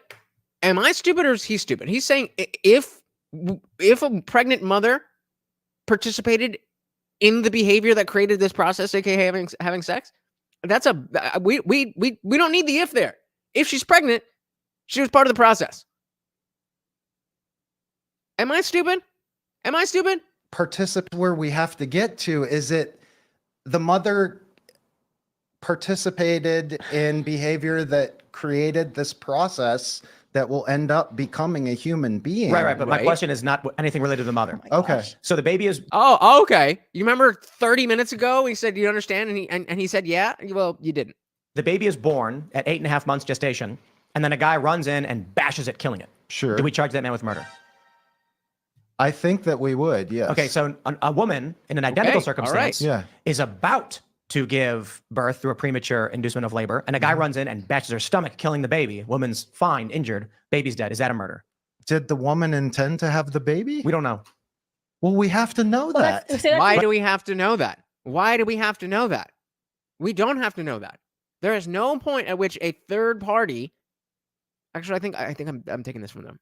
How does the law handle a separate third party's view in this regard? We don't when we're dealing with murder in a criminal court case, we don't ask whether other third parties intended for someone to die or live. We say this person A ended life of person B. So the question is, at what point does the court and the law say this was a murder? But I think you've actually made it clear that if the mother is in the hospital and says, I don't want the baby. Shout out to Journey with Gabby over on Instagram. Good to see ya. Good to see ya. Yep, that's what he's arguing. Women are just in charge of life and death. If they decide you can die, then that's totally cool. Because it's not my body. It's not my body.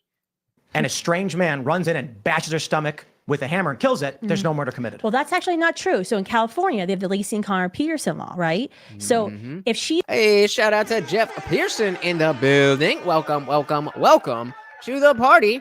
So the commandment is to not kill the innocent. Indeed. And that's why even as an atheist, there's a lot of good stuff in religion. That's why I don't want it watered down. That's why I don't want it destroyed. Because before I have the chance to build a different ideological moral structure, we need Christianity to do its thing.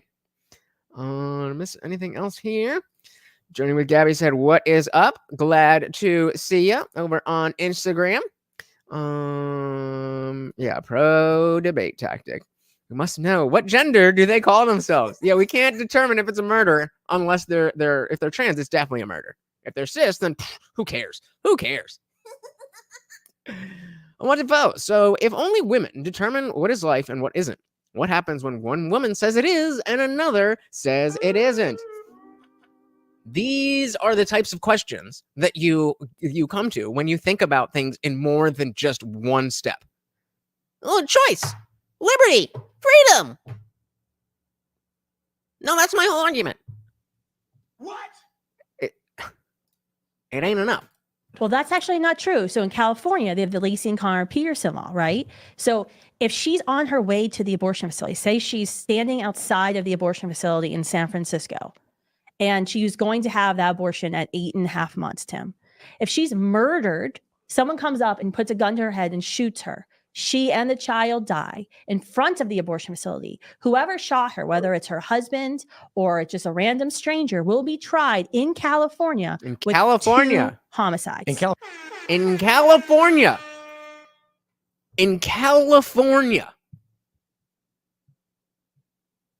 That's insane. If you're on the way there,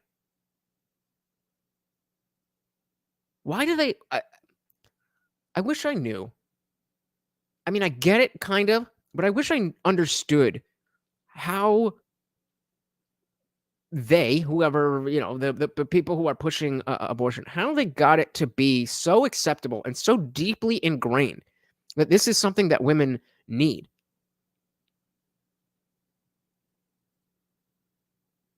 It just blows my mind. It just blows my mind. And like, I want to know what percentage of women have an abortion?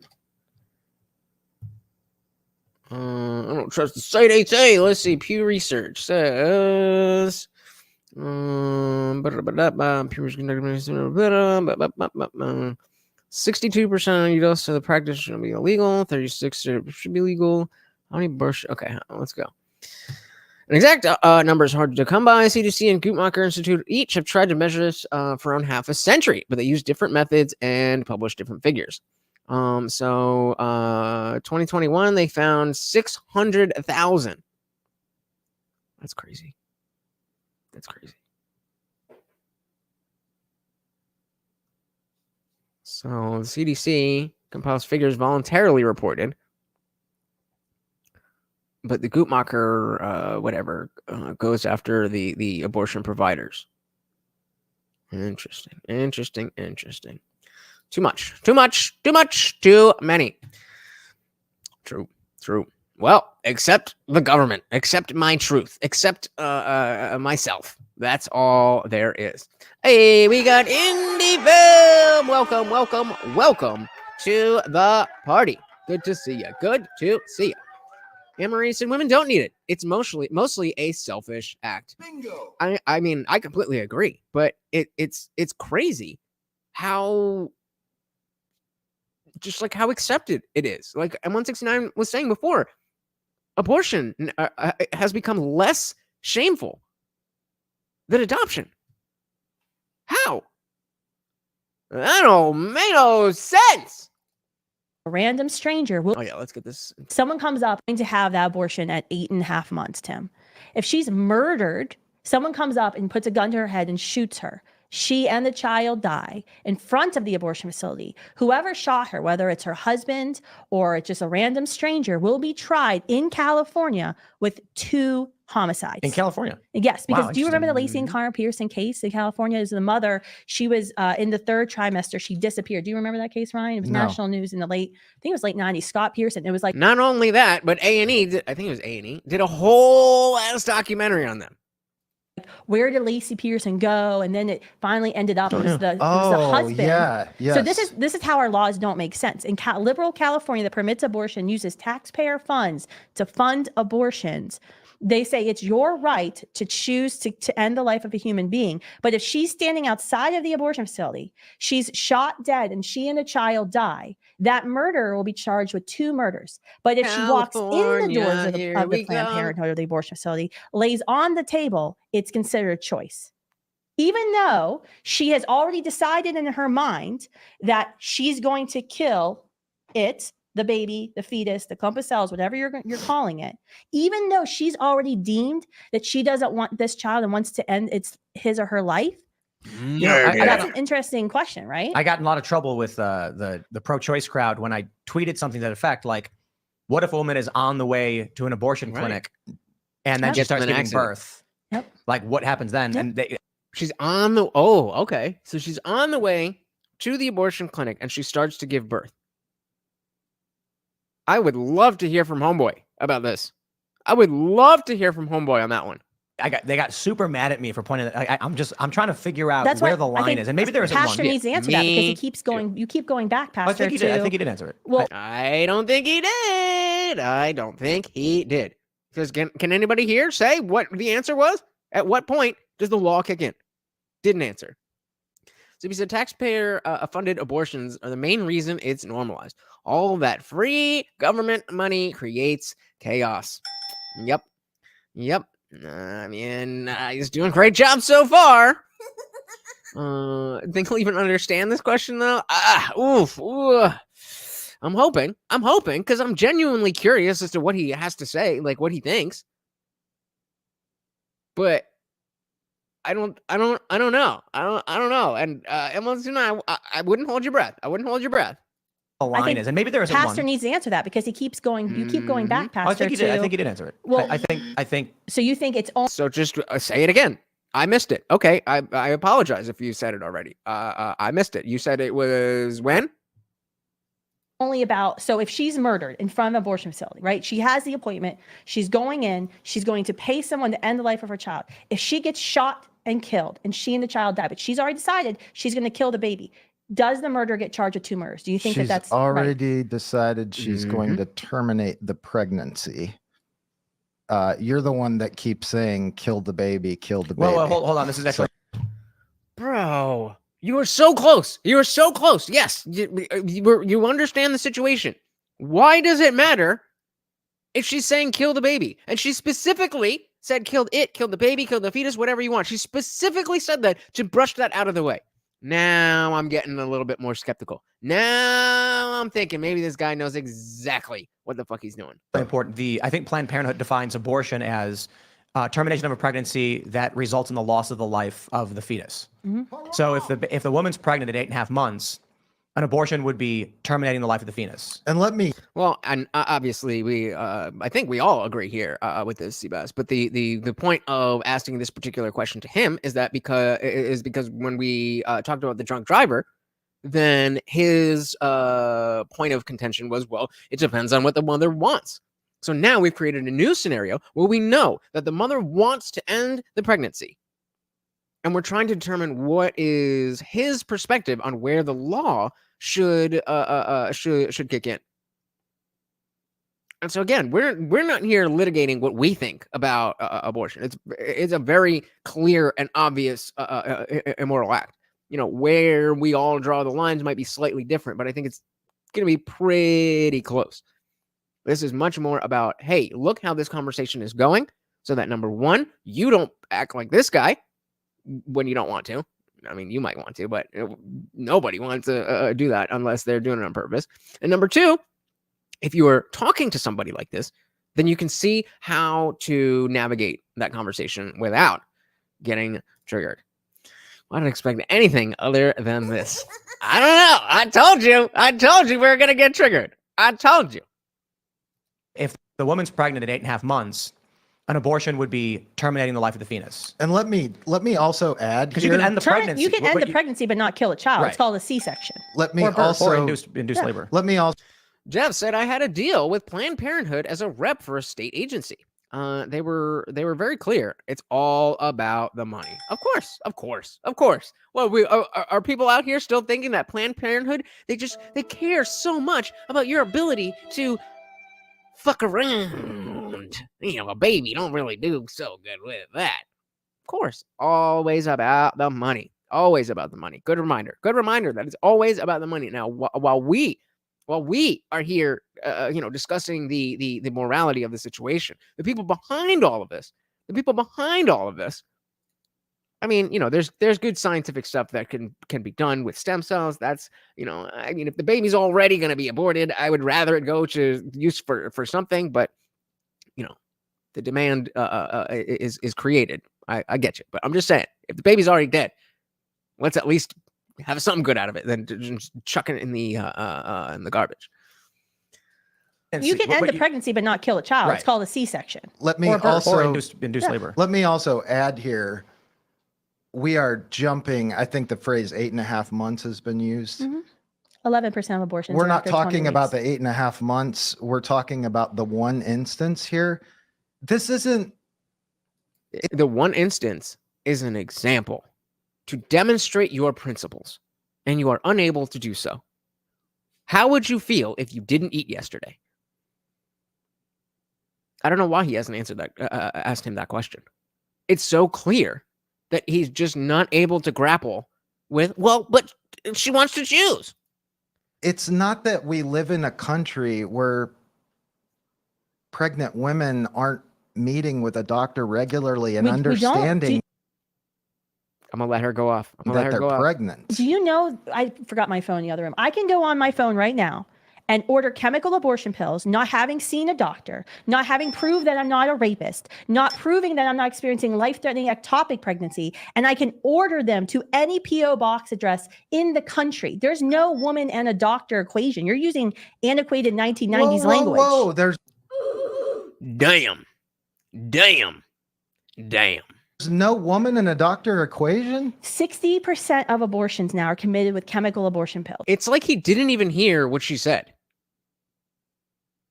Yes, if you are going online and ordering pills, there's no doctor. What are you talking about?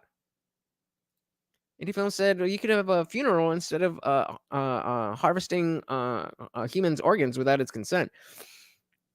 Again, I mean, if we have a dead baby, number one, you don't necessarily need the baby to have the funeral. If you're religious like that, then hey, but that's just my position. At that point, it's human waste. It's a dead person.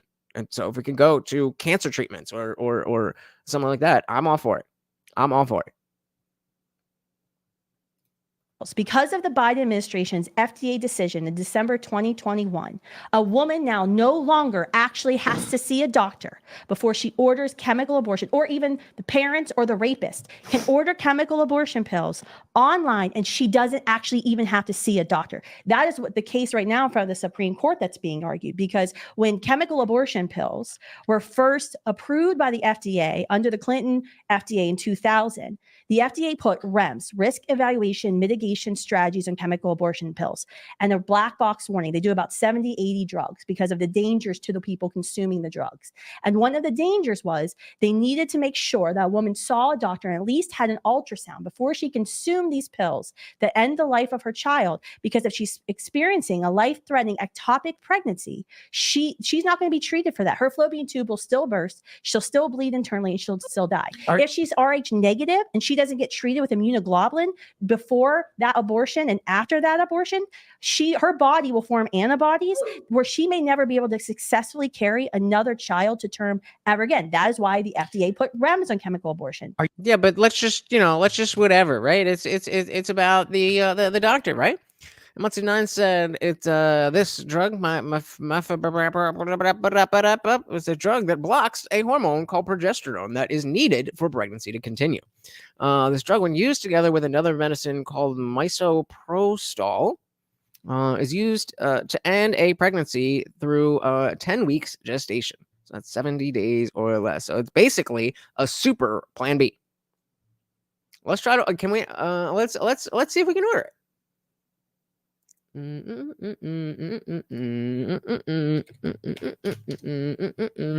Safe online delivered. How to get the abortion pill by mail. Let's see. Okay. Let's just go to the FAQs. How safe are they? It's so safe that it could be an over the counter. It's not, but it could be.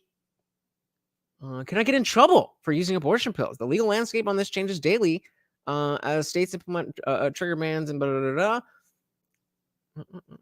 Are abortion pills, aka medical abortion or medication abortion, the same as the morning after pill? No, the morning after pill is a form of emergency contraception, aka birth control, completely unlike abortion. Taken within a few days. If you're already pregnant, emergency contraception will not induce an abortion. You need the good stuff. How is an abortion with pills different from spontaneous miscarriage? The FDA-approved pills work by inducing the miscarriage. From your body's perspective, a medication abortion and a spontaneously occurring miscarriages are the same physical process, aka you are killing the baby. How are these taken?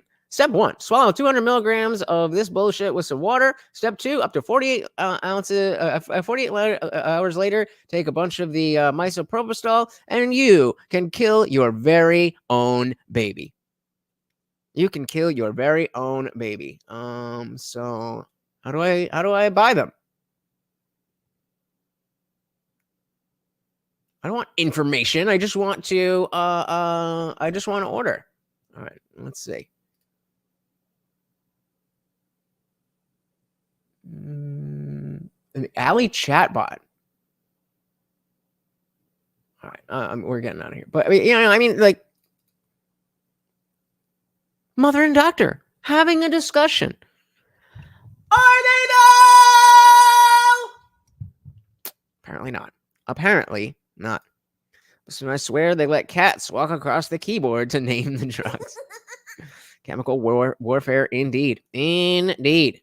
Indeed. They carry another child to term ever again. That is why the FDA put REMS on chemical abortion. They took those all away. You don't have to see a doctor now. Are you familiar with aidaccess.org? Yeah, it's an international group. There you go. Shout out to Captain Gooby.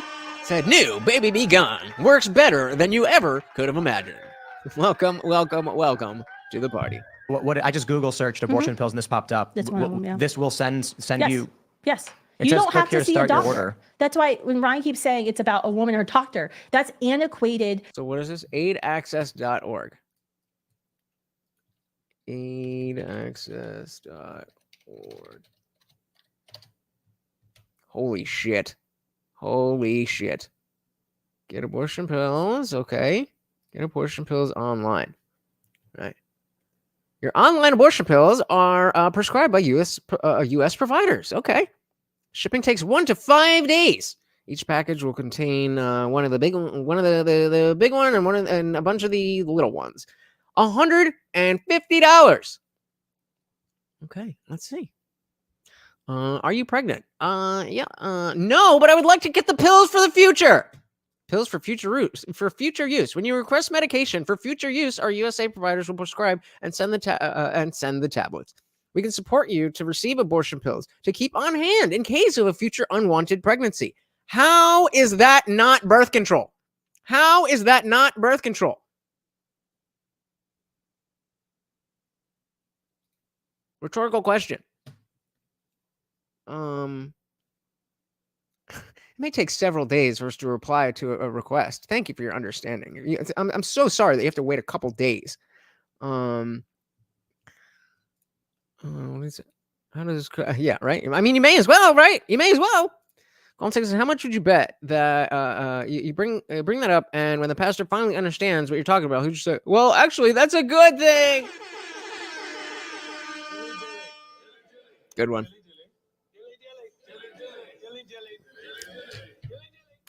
I wouldn't be surprised. I wouldn't be surprised. It's the moon. You can't pretend you didn't see anything, or you can pretend you didn't see anything. Yep. Let's keep reading. So if you're currently pregnant, please. If you're afraid something. No, I just want to prevent pregnancy in general. I understand that using medication to confirm pregnancy is unnecessary, and I would still like to continue with my request to help with aid access for future use of the abortion medication. I will contact aid access again if and when I'm pregnant to receive further guidance. Okay, great. Wait, what was the other option? I think I'm pregnant this moment from the beginning. Okay. Do you have any of the following? So then it's just going to go through a bunch of bullshit. We'll just give the worst answers. Do you have any of the following conditions? I don't think so, but probably not. Do you have any health conditions? Either heart, probably not. Well, I do, but I don't want them to say that I can't get them, so I'm just gonna say no. I don't know, so we'll say no. Have you ever had a C-section? Nope. None. Okay. Identify as all of the above. All right, and there it is. First and last name, unit, and sent. And sent. Now, obviously, I'm not going to put my name and address here on the stream, but how long did that take? For future use. For future use.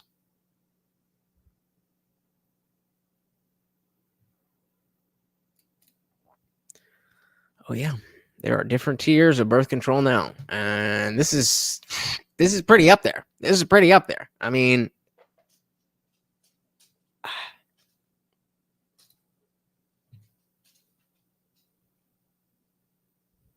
I was listening to this, so I didn't see this. I'm just a little shook for a minute. Here to start your order. That's why when Ryan keeps saying it's about a woman or a doctor, that's antiquated pro-choice language. All right, if you guys are buying them, I'll put my shit in and send them. But I'm not. You want to see them, you buy them. From the 90s, because more than 60% of abortions, I would probably say next time we get the estimate, it's going to be well over 70% of abortions. Anyone can get these abortion pills, and there's like 5 different sites, by the way. So your solution would be for no one to have access to those, or only through? I'm just saying, I think you don't fully understand how abortions are happening in this country, Pastor, because it's not now just about a woman and her doctor. She's not seeing a doctor. But I'm going to a website. It's .org, bro. The Washington simpler Post. level than that, and saying, why not just let the woman choose? Why not let the woman choose to murder people? This is the same argument that this is 40 minutes into the conversation, and this is how you started. We've given you multiple ways of understanding why it's not just, well, it's a woman choose. It's a woman, and she wants to choose, and it's her body, and so she should choose, and her body. Why can't we just let her choose? Oh, hell no. I'm so mad I got rid of my shut up button. What? Look at that. Look at that. Unwanted Foe and Morty are mind melting. He's like, bro, I seen some blue on the screen. I've seen some blue on the screen. In case Morty needs an abortion in the future. Well, it might be, it might be. He'd be laying it down all over town, Thank you, sir. Very, very, very much appreciated. Contact, you know what I said? So you're saying that women shouldn't have access to these websites? Yes. I don't think they're free. I'm sure you could get them, like, like free samples and stuff, but on that website it doesn't look like it's free. But yeah, it said $150 on that website, but huge cost. Didn't see about say something about $200 on the for maybe about $2 million if it's full term. Well, it's only $150 to make sure that never happens. The Washington simpler Post. Level than that, and saying, why not just let the woman choose? Why do you want to create a system where you get to choose for because the woman? I believe in a country with laws, and fundamentally our laws. Do you believe in freedom? Absolutely, I believe in freedom. But freedom, how is what is freedom? Freedom? You telling what someone else to choose? Freedom is to choose the good, to choose love, to choose the good for others. What? That's a definition you've made of it. That's not what it is if you look it up in a dictionary. Appeal we to live in a authority. country with laws where we have the freedom. What does freedom to mean choose. if you look it up in a dictionary? We have the freedom to choose lots of things, but you don't have the freedom. Bro, like, if you're, what does the dictionary say? If you're appealing to the dictionary and it's not because somebody is directly using the word in a completely incorrect way, not good. To choose. Do you know what the word heretic means? Oh, yeah, I do. I'm sitting. Yeah. Do you know what the word really means, honestly? Can you tell me what the definition means? Do you want to look up the definition of heretic, Tim, and read it aloud? Well, I mean, heretic is someone whose beliefs are actually cool. I'm actually looking at the etymology. Yeah, go to the root of the word. Well, but I don't know if you want to make a point. Yeah, why don't you just say the thing? So if you're trying to make a point. Oh, the definition will make the point. Yeah. So do you think, what's your question with heretic? You want to look up the definition of heretic? I'm looking at the screen. A From person Greek, holding an opinion heromai. at odds with which is generally accepted. From the Greek origin, heromai, meaning to choose, able to choose. Mm-hmm. And then from Latin to old. Oh, he got him! What an awesome point you just made! Oh my God! What? Oh, that. Oh, I thought he made it. Oh, but he didn't do anything. Got it. Old French, heretic. So if you are limiting someone's choices, what to live, how can that be freedom? Because you're allowing them to live. Heresy is colloquially defined as belief or opinion contrary to orthodox religious, especially Christian doctrine. Very interesting. Well, I think if we're going to look at heresy, we think about, and I was like looking at something you had written in 2022 when Roe was reversed. You said God is a pro-choice God, but yet when you look at scripture, and I didn't really want to get into religion on this I debate, don't but want to live when in you a look at country though where scripture, your there's religious lots of scriptures beliefs say God's not govern. pro-choice. But we gave it nobody, as Seabass said, you haven't even brought up God. We're not talking about this on a religious context. We're talking about in a scientific and legal context. I don't want my religious belief. I don't want your religious beliefs to go to dictate what I do either. However, if your religious beliefs happen to be in line with reality, all the better. see, That would be a heretic. Your Pastor. Someone who beliefs says that are God is pro-choice. religious. That These is are religious heretical to opinions. but Christianity. so I have a question for you then. My opinions on abortion are based on the Constitution Yep. and secular science. I'm not a Christian. I think that the secular argument would force a permanent banning federally of abortion, right. and the religious Does the argument, Constitution speak to abortion specifically? it sort of It's not only that. It's not only that he asked it, and that he was so proud. He was so proud to be like, "Well, that's the definition."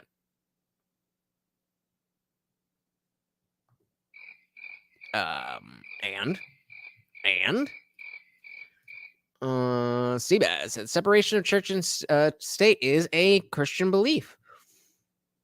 I would say, yeah, fair enough. Yeah, what is it? I'll give on to Caesar what is Caesar's, right? Yeah, good shit. Good shit. There you go. Red flags. By his online course that he made up. He's got a YouTube channel. You can just go and you can sign up to be a pastor in 6 short hours. No, I'm just kidding. I don't know. Yeah, render unto Caesar what is it? What's the rest of it? Render unto Caesar what belongs to I don't know. federally of abortion, and the religious Does the argument, Constitution speak to abortion specifically? it sort of does. The 14th Nope, Amendment, that's why. Well, they're gonna get to, but specifically, no. That's why it goes back to the states. But It Person. sort of does. No, see, right. So, and this is a question that has to be answered by SCOTUS. But I had the exact same reaction. Her and I just had the exact same. Oh, well, it depends. It's kind of like no. You don't. You're not making a point here. You're not making a point here. You just accidentally stumbled in to a point. There you go. Render unto Caesar what belongs to Caesar. You got the church stuff, and you got the state. it sort of does. The 14th Yeah, Amendment. It person. sort of does. No, see, Right. So, and this is a question that has to be answered by SCOTUS. It sort of does. Yes, it sort of does. But I'll read it for you. Yep. It says, no state shall make or enforce any law which shall abridge the privileges or immunities of the citizens of the United States, Person. nor shall any state deprive any person of life, liberty, or property You without notice- can I finish? Yeah. Without due process of law, nor deny to any person within its jurisdiction the equal protections of the law, which would mean the Supreme Court has to answer the question, are unborn persons? That's right. So you notice in 14th Amendment, it starts out by saying citizens, but then intentionally changes it from citizens To to persons. This is important too, because illegal immigrants are protected under the Bill of Rights. Now, a lot of people are upset over the Second Amendment on this one, the argument being they've broken the law, and thus there's a due process restriction on the right to keep and bear arms if you are illegally entering the country. But we do know that people who are not citizens of this country, tourists, good example, they are allowed free speech, they are given the right to a speedy trial, and all of those things. This is why the distinction is important, that a state cannot deprive any person outside of citizens of life, liberty, or property. That's right. Scientifically, secularly, and under the Constitution, I personally am demanding we get an answer from the Supreme Court as Sure. to whether the unborn are persons. That's right. I don't know how you could make a stronger case than that. I don't know how you can make a stronger, like it is based on that one word. So if they are going to rule that no, they're not persons, I don't see what the argument would be there, but then fine. They're not persons. I still am going to personally believe that it's wrong, but at least we have a law that now is based on a principle, which is better than not having any principles at all. Hunter said, what's really sad is that the pastor has the same energy as the exceptional 12-year-olds, dude. Yep. Slightly less smug, but still. He's just saying things to sound smart and not answer the real questions. Yeah, if you missed that one, there was a guy out on the streets talking about consent and talking about, well, a 12-year-old might be an exceptional 12-year-old. Haram! Inalienable rights applies to all persons. Again, and that is why it's so important. What are the unborn persons? Yes or no? I don't know what the argument would be as to say no. I personally am demanding we get an answer from the Supreme Court as to whether the unborn are persons. Right. It's not been adjudicated. When Roe got overturned initially, I was along with many people saying maybe it is better that we take a federalist approach to this because of the conflict and let states decide. However, upon reading the 14th Amendment and then having several debates over this, particularly with my friend Seamus, I said, no, I disagree now. I think the Supreme Court has to answer this. This is not a question for Congress. The Supreme Court very well could come out and say they're not persons. They very well could come out and say they are persons. But this is not a religious issue. This is a question of when You don't believe that. when are people granted their rights? And so there is a similar, albeit very different argument pertaining to slavery, in that the argument made at the time, they were abolitionists, they were, people who were pro-slavery, most people were neutral and said, I don't care, leave me alone. But the issue was the argument of personhood. This is before the 14th Amendment, mind you. When is someone a person granted rights under the Constitution? And of course, the slave owner said they have no rights. They're slaves. They're not protected. The 14th Amendment is written specifically following 13th and 14th, following the end of the Civil War. And now we have the question of are the unborn persons? I hate how Kristan has to after every point Tim makes. It's so annoying. Please just shut the fuck up. Roe v. Wade was interesting in that there was an attempt to answer this. It actually came up as at a certain point in a pregnancy, a baby is inviable. It can't survive outside of the mother. And so this being completely dependent upon the mother's body, there's a question of whether or not that we can say yes or no to abortion. However, good catch. there is a point that was made about when the baby becomes viable and capable of living on its own. So then where that brings me to in a, when does a baby become able to live by living on its own? I'm assuming we're meaning breathing and thinking. You just asked the right question for the wrong side of this argument, my friend.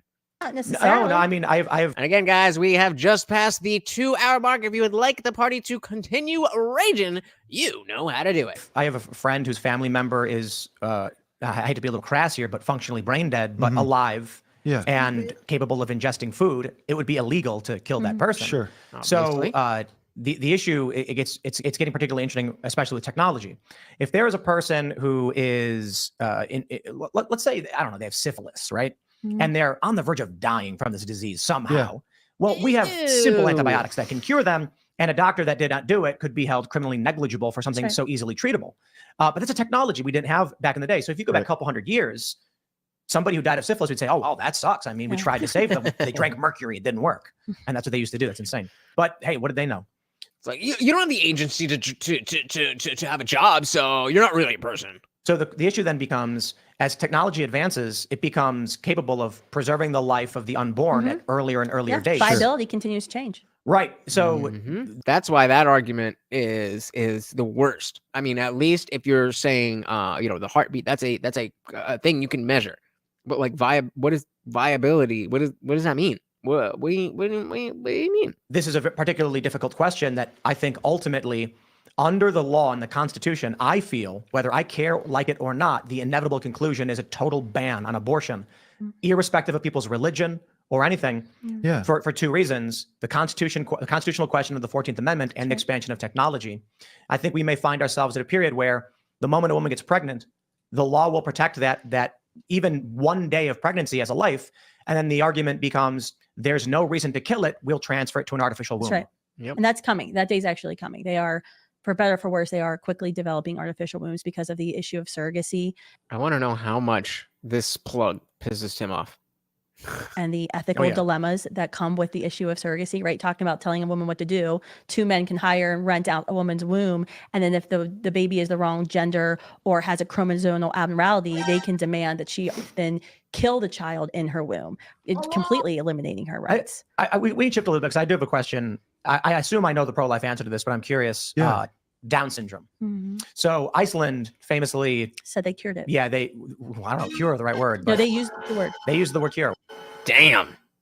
They said they cured Down syndrome. I don't, that curing implies that somebody had Down syndrome and now they no longer have Down syndrome. I don't think genocide is a cure. Maybe that's just me. Wanted Foe said better that plug than an entire damn poll. Oh, Bill Maher. Oh, Bill Maher. Famously Said they cured it. Yeah, I don't know, cure is the right word. But No, they used the word. They use the word cure. Wow. Mm-hmm. But what they do is if they find or believe there's a high probability of Down syndrome in the unborn, they terminate the pregnancy. I'm curious your thoughts on that. I don't understand Icelandic law. I'm asking a legal question. I'm just This is bringing me back to no, he is dumb. He's just dumb.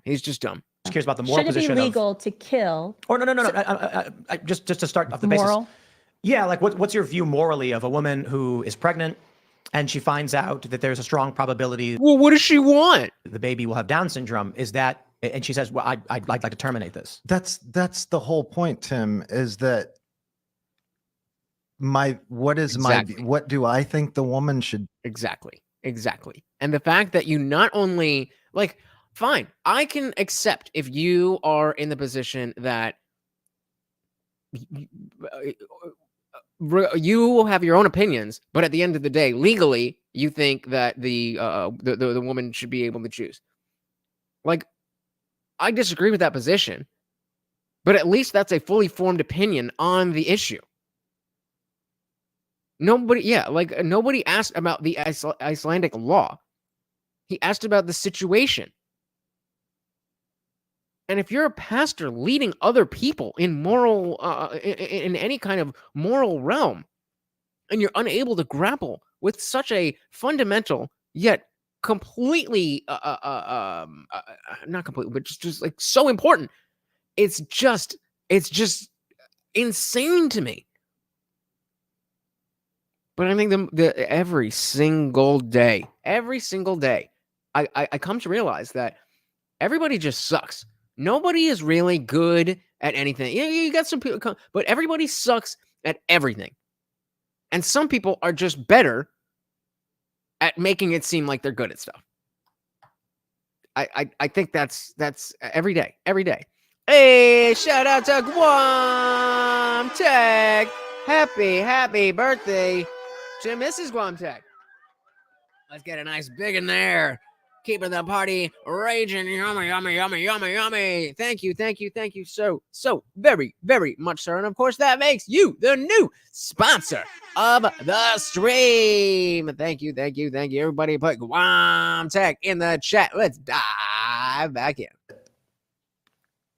What do I think the woman should do? Is that your question? No, I'm asking you your thoughts on the morality of terminating Down syndrome As a pastor, is it moral to terminate? The morality is that I don't think it is my right to tell the woman what to do. That's so even say like black babies.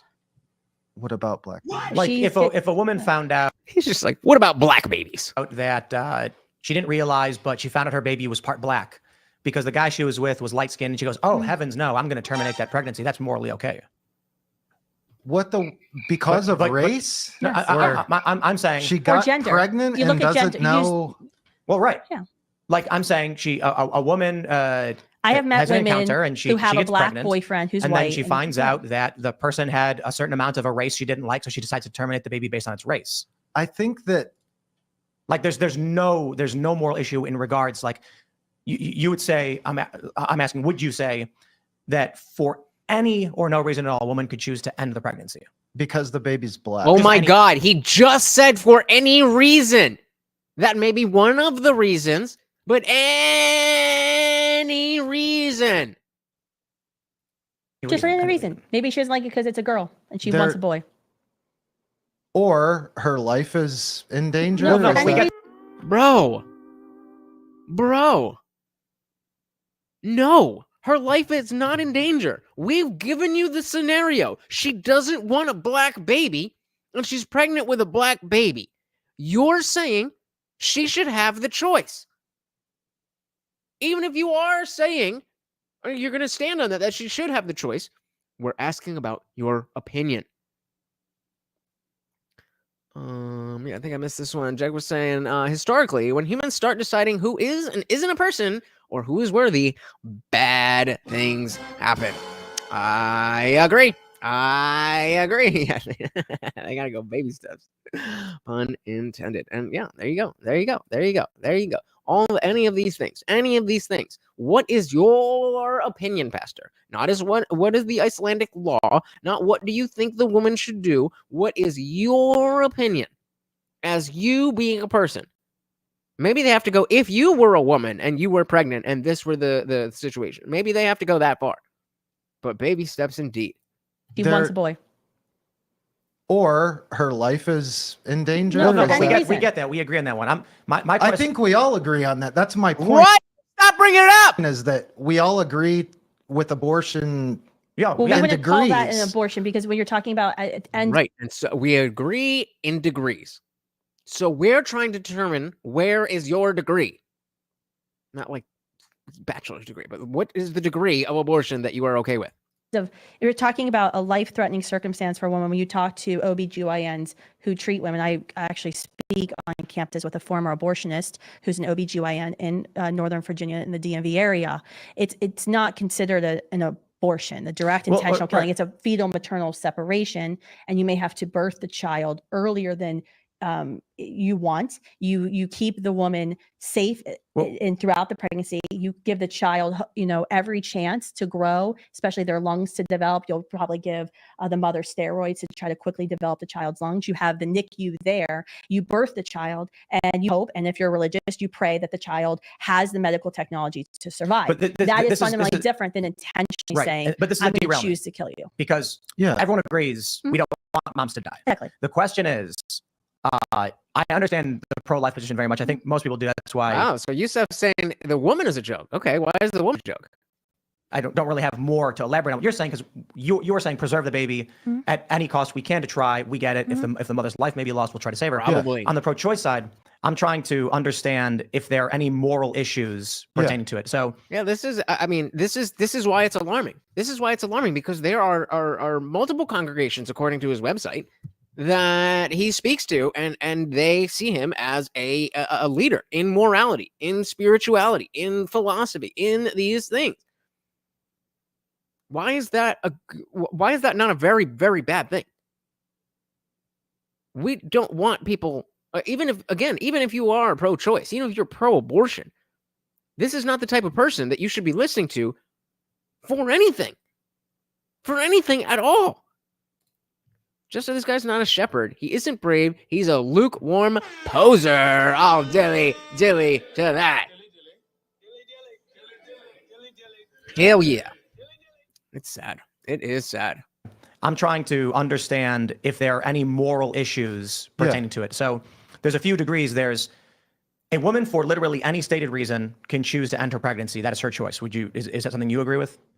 I don't know. I'm not the woman. But I'm Oh my God. not asking you for a woman. I'm saying, But that's a. You don't have to be a woman to answer that question. right? We have. So if he couldn't get past that, what I would say is, would you want go back to murder, because we agree on murder. Okay, if you murder somebody, again, like I said earlier, 1 week old, we agreed on the 1 week old. You kill a 1 week old, that's murder. Okay, let's go back one day.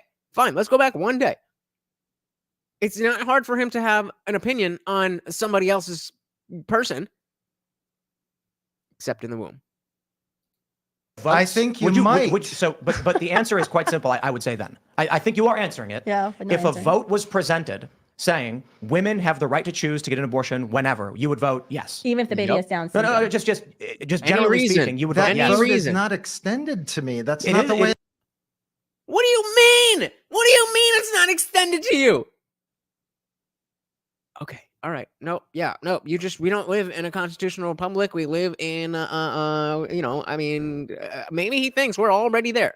Maybe he thinks we're already in a communist dystopia. And that is why he is trying to just, go with whatever's popular. We figured it out. He's a red priest. No, just generally speaking, you would vote yes. That vote is not extended to me. That's not the way the system works. But it literally is, though. We have referendums. We have and we have politicians who come out. Democrat says women should get abortion if they so choose. Right. Would you vote for them for that reason? Of course, but it's not just. What? Don't say of course. Don't say of course. We've fucking spent the last hour, we've spent the last 2.5 hours trying to figure out what you think. And now you're, of course! Audacity. Whoever said audacious. Good word for this. Men should get abortion if they so choose. Right. Would you vote for them for that Of reason? course! But it's not. Obviously, Tim. Have you been listening to me? Obviously. And the fact is, Tim has been listening. Because what did he say right before that? No, I actually think you are answering the question. That's what happens when you listen to understand versus listen to respond or listen to win.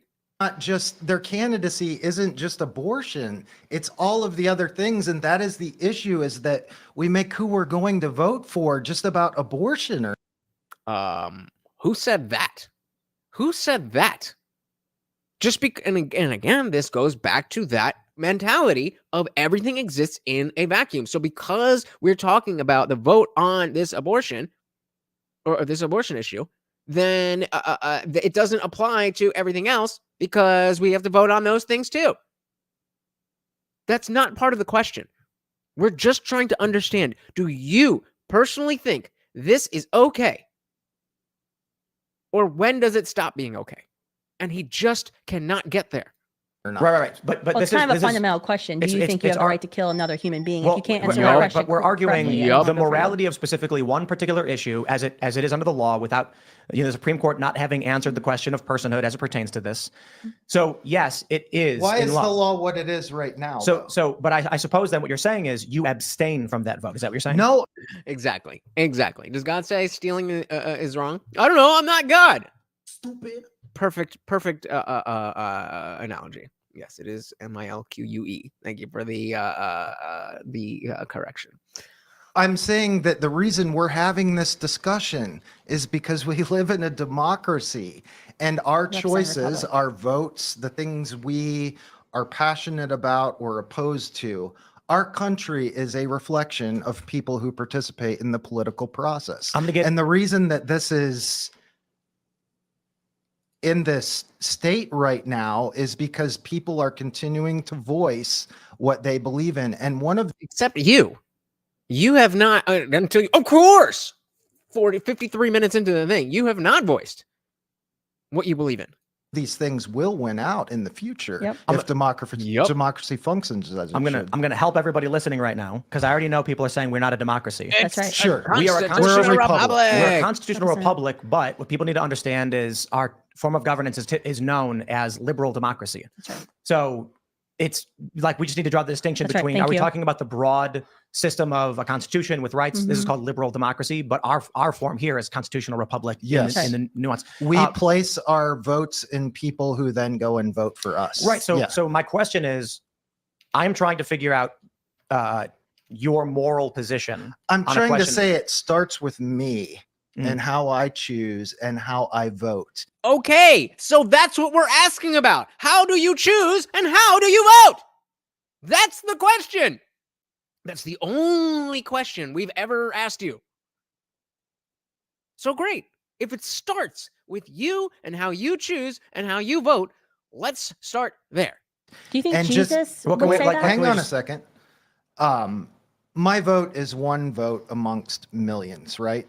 And Right. so hopefully our system, the way that it works is all of the opinions are heard, and then the majority that votes a certain way is the way that the whole ship ends up going. That's why we are where we are. Right. So my question Right. Yeah. And just like one thoughtful attempt at an answer is all I'm asking for him. Right now, it's like arguing with a dish rag.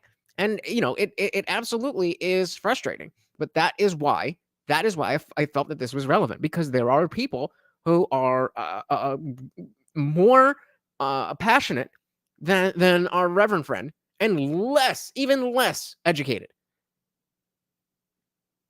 We have to be the ones that when we encounter this, we don't get triggered. We can get triggered in this context, but if I'm on stage with somebody, I just got back from Dissident Dialogues. If I was in this conversation and it was on stage, it would be a loss for me to start getting angry and whatever.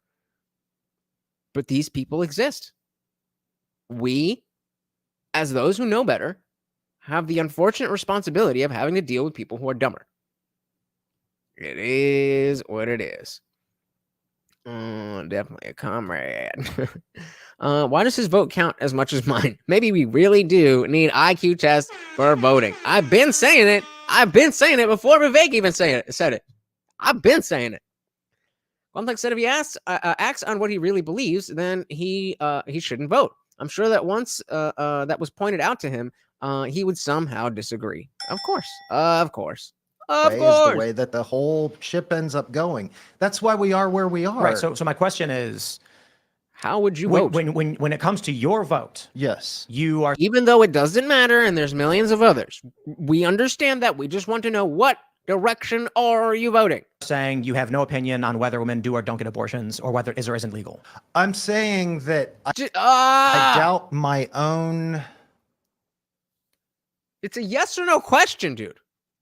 What I experience in my life as a male, I have no intimate personal experience with what it feels like, what it is emotionally. So do you think women who are barren I'm trying to figure out a moral position. So, right. So I'm trying to understand. That was a good question. I get that Tim is cooking, but that was a good question. So do barren women not have the opportunity or the right to speak on this because they don't have the experience? Oh, that's stupid. I don't know how to keep asking the same thing. Are you saying you would not vote on the issue? On abortion? Yes. Oh my God. Oh my God. The ballot referendum in Maryland this fall. That's going to legalize should women be allowed to get abortions out of their own choosing? Yep. Would you either not vote? Would you vote yes, or would you vote no? I think that women should be allowed to have abortions. So in November, so ask him about the ballot referendum. You're saying that's very. I also want to clarify by saying that the reason that I come to that conclusion is because I'm a stupid little beta bitch who doesn't understand anything about anything, and I was told that I'm a man, so I don't have an opinion, and I just listen because I'm a beta little bitch. Because it's the only conclusion that allows everyone to choose. Except the baby, you fucking moron. If you go to the other side, it means that someone's choice is restricted. Yes. Yes. I believe in restricting choices of people who want to kill other people. You don't? Because of maybe even a religious opinion. So that doesn't Kristan, sound very American to me. Just for those that are listening, and Kristan, to explain why I'm asking. Early on, you made your position very clear. Yeah. We want to preserve the life at any cost, all life, be it Black, brown, Asian, Down syndrome. Valuable.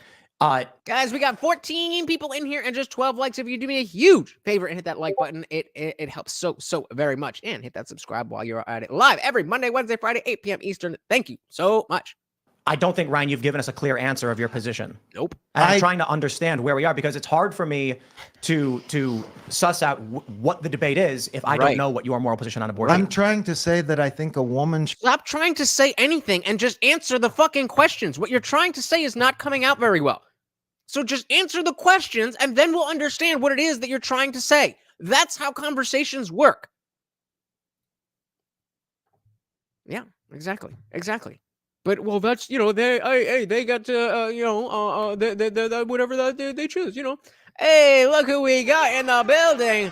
Thomas Sheedy of Atheists for Liberty. Welcome to the party. No pressure, but anybody important pops in, we always drop the link if you'd like to come on up. Welcome. You guys definitely. I mean, well, some of you guys have told me about Thomas and Atheists for Liberty. So if you're not aware, definitely go check them out. Hopefully, going to be doing a lot more with them soon. Welcome. But yeah, this is what I mean with, you know, the age-old arguments against abortion. It's like, or rather against the pro-life positions. It's the same things that they've been saying for the last 20 years. So it shouldn't be difficult. Thank you for the likes, guys. It shouldn't be difficult to, number one, understand what's going on here, and number two, have the rhetoric, propaganda, whatever you want to say, to articulate, hey, this is why I think women should choose. You should be able to do that if you're going to go on a show and talk about abortion. what the debate is if I don't know what your moral position on abortion I'm is. trying to say that I think a woman should be able to choose what she does with her body so that 200 years from now, our society hasn't devolved into the Handmaid's Tale. Oh You're my pro-choice for vaccine God. vaccines, For what? COVID vaccines or vaccines for children before they enter grade school. That's a choice. We shouldn't deny children entry to kindergarten if they don't have. Well, let's their just make the MMR. question simple. Does choice pertain to all medical decisions? In your Maybe. opinion? For women, men, everybody? Everyone. Everyone should be able to choose what So they no one want should to be do forced to have medically. to take So the then COVID vaccine. I think that what people put in their bodies should be up to them. Yes. So when it came to vaccine mandates, you opposed requiring vaccines of people Or to people losing their job for No, not taking because it. being opposed is making, I think people should have. He's so wishy-washy. Like, I would rather you be so gung-ho for vaccine mandates. You'd be like, well, whatever. Stand on business. Say it with your chest. Hey, shout out to Summer Morgan. Welcome, welcome, welcome to the party. Very good to see you. Welcome, welcome, welcome. people Or to people losing their job for No, not taking because it. being opposed is making, I think people should have the choice. People should be able to So people choose. shouldn't have lost Right. their jobs Freedom because they means didn't take the choice. vaccine, right? That's what freedom means. So the question then is, just trying to find the moral position here, was it wrong for the government to mandate people get a medical treatment? To get the COVID vaccine? Any Or medical, lose your but job. yes, but any medical treatment. And not about losing job, just mandate in general. What would be another example of Why do you need another example? medical like what? Someone gets resuscitated against their will? or- mandated medical treatment. Just- Castration, medical castration. It's okay. So we'll slow down. There are specific and there's narrow and there's broad. Broadly speaking, forced medical mandated medical treatments would be: does a person this is meant to encompass a woman gets pregnant, Yeah. should she be required under state law to maintain the pregnancy? Someone who is not vaccinated, should they be required under state law to get that vaccine? This is what I mean by mandated medical practices. No, I think that both of them should be allowed to choose. Right. Okay. That Yeah. simple. Yeah. Every question that you have about any of these issues is, I think people should be able to make choices about their life, and they shouldn't be provided that my choice about my life doesn't infringe upon your own freedoms or your own ability to choose. Well, that's the whole point, Pastor, about abortion is women have. Hey, there we go. Part of the team. If you there you go. Nick's on the ball, and of course, I'll make sure you get all the perms and everything. Thank you so much, brother. Very much appreciated. Before we dive back in, what's Jeff saying here? So the things people put in their bodies and the consequences are up to them. Does that pastor understand how women get pregnant? It doesn't seem like it. It really doesn't seem like it. Well, that's the whole point, Pastor, about abortion is women have freedom. Women can choose. But when your freedom and your choice ends the life of another living human person, But that's the life when there's that they're limits. producing isn't your business. That's their business. I actually agree. That's actually not true. But it is. It is not true. It is absolutely my business. If my countrymen and women and the children and the old people and everyone in between are just getting murdered because people just want to do it, that is absolutely my business. You're goddamn right it is. Shout out to Just Talk TV. Welcome to the party. Said all women don't put things in there. Some are children without choices. Sure, obviously, the essay type situations, that's not what we're talking about. We've already agreed that obviously you weren't here, but we were all agreed that there are about 3% of these situations where it makes sense, whether from a religious perspective or a scientific perspective or a philosophical perspective, to say, okay, it is justifiable to end this human's life. 97% of them isn't that. So we can agree, yeah, the 3% totally allowed. The rest of it, I'm good. And what the vote said, so parents can off their children before they're 18 since it's not our business. Yep, that's the logic. Again, it just does not go further than one step. It's well, I want thing, so I should be able to do thing. You don't want me to do thing? Freedom! Stupid. You weren't there to help them get pregnant, right? So I actually agree with the pastor on the question of choice. My view on abortion is libertarian, secular, scientific, but it does preclude abortion as contraception, which is the overwhelming majority of abortion. Yeah, that's right. So in the issue of rape, and I've gotten into great arguments with pro-lifers about this who completely disagree. Yeah. So again, I'm still not sure, because at the end of the day, the government having dominion over your body, I don't know how to cross that line.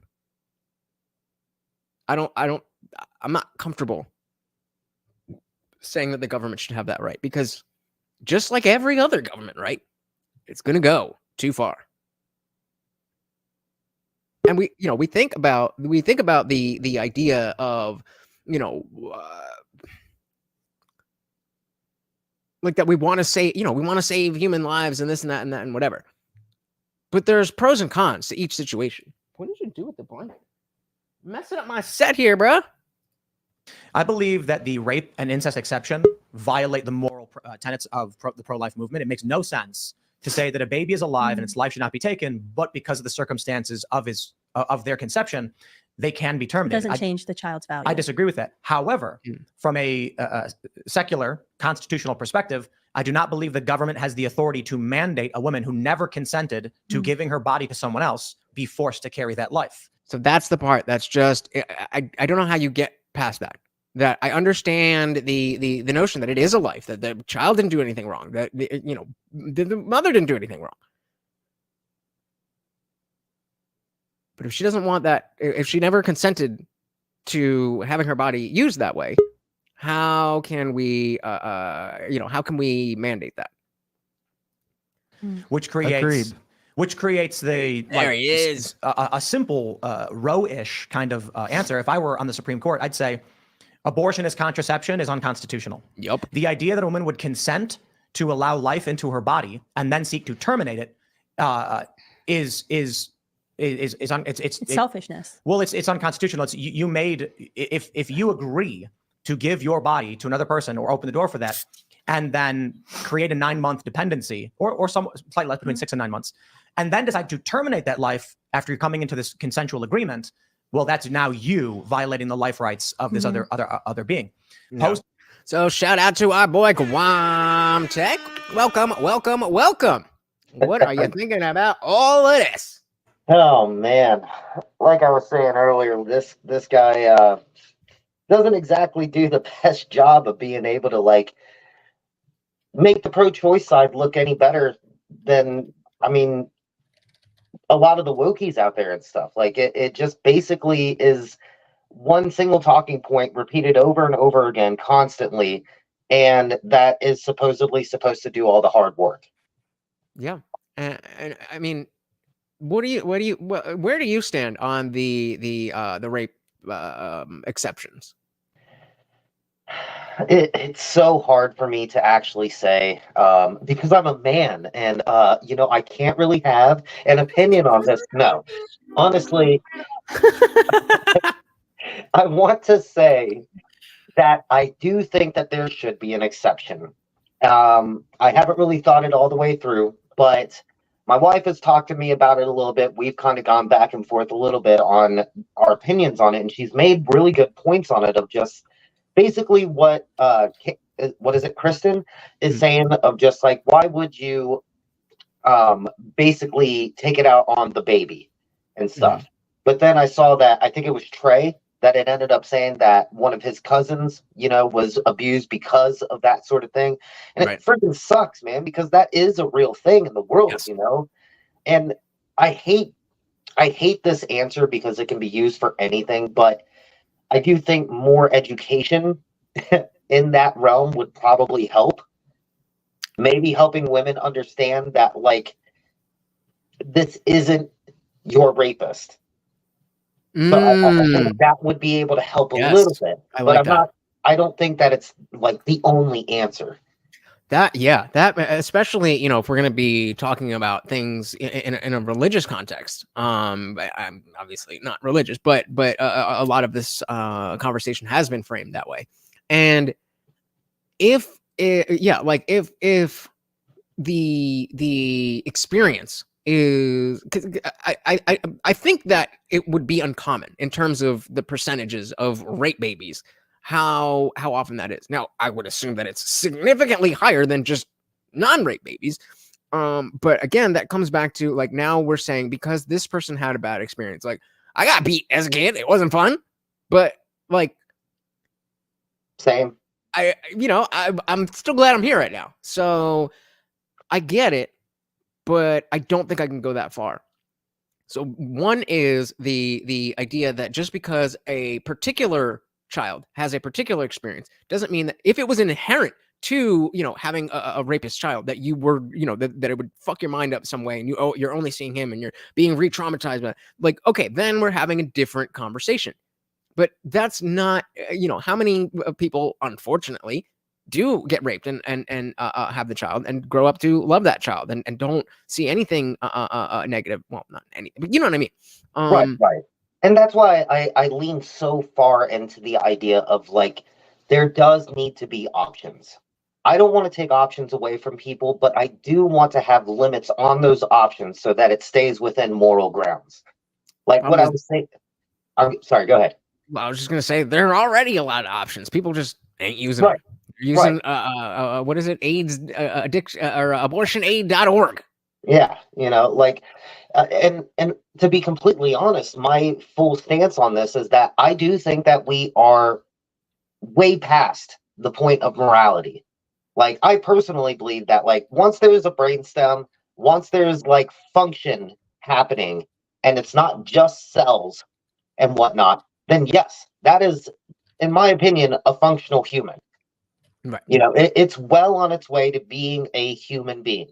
Whereas before that, like, yes, it's, I hate saying it this way because it makes it sound so just unpopular and basically makes it sound unimportant, but it is kind of just cells and stuff like that. Yeah. And again, that sounds horrible, but at that point, there's no ability to feel pain. There's no ability to reason. There's no ability, and people will say, "Oh, you could use that all the way up to like 3 months." Right. But like, there isn't anything there to actually harm. Whereas, like, I kind of liken it to is picking a seed up off of the ground different than cutting a flower in half? At what point does that seed become the flower? Is it when it gets into the ground? What is the word? Germinated? Germinate? Yeah. Where's Soul the Soul? We need her for this shit. Right. Yeah, I think that's a good point. And the same idea is like, oh well, like some people who are super pro-life will say that even like any wasted sperm is potentially. I don't go that far because there's a lot of sperm that I'm never gonna be a human being. But so and again, like Jeff was Jeff is saying this, but earlier just an attempt at a real answer, because there is no correct answer. There's the debate, it rages on, but we need to be able to, like Tim was just saying, I don't know what the debate is if I don't know where you're starting. And so Jeff's now saying, I've known several women who were raped and became pregnant. The one who raised their kids or let them be adopted never regretted it and found some healing in it. So there's definitely, it's again, if it was a 1-to-1, that if you have a rapist baby, that you're going to hate that baby because of what it does to you, then okay, now let's talk about, again, bring up a quality of life. Thank you. What do you think about that? Yeah, definitely. I mean, and they're even talking about things like technology coming into this, and what I was saying too, as far as like education and that kind of stuff. Like, all of this stuff, I think Tim is right, is leading in a way that is going to make it sure that we don't even have to really have abortion on the table anymore at all. Like, we could possibly even get to the point where freaking, I hate to say this because goddamn, who knows what it would mean for society, but maybe robots are fucking taking care of babies. I don't know.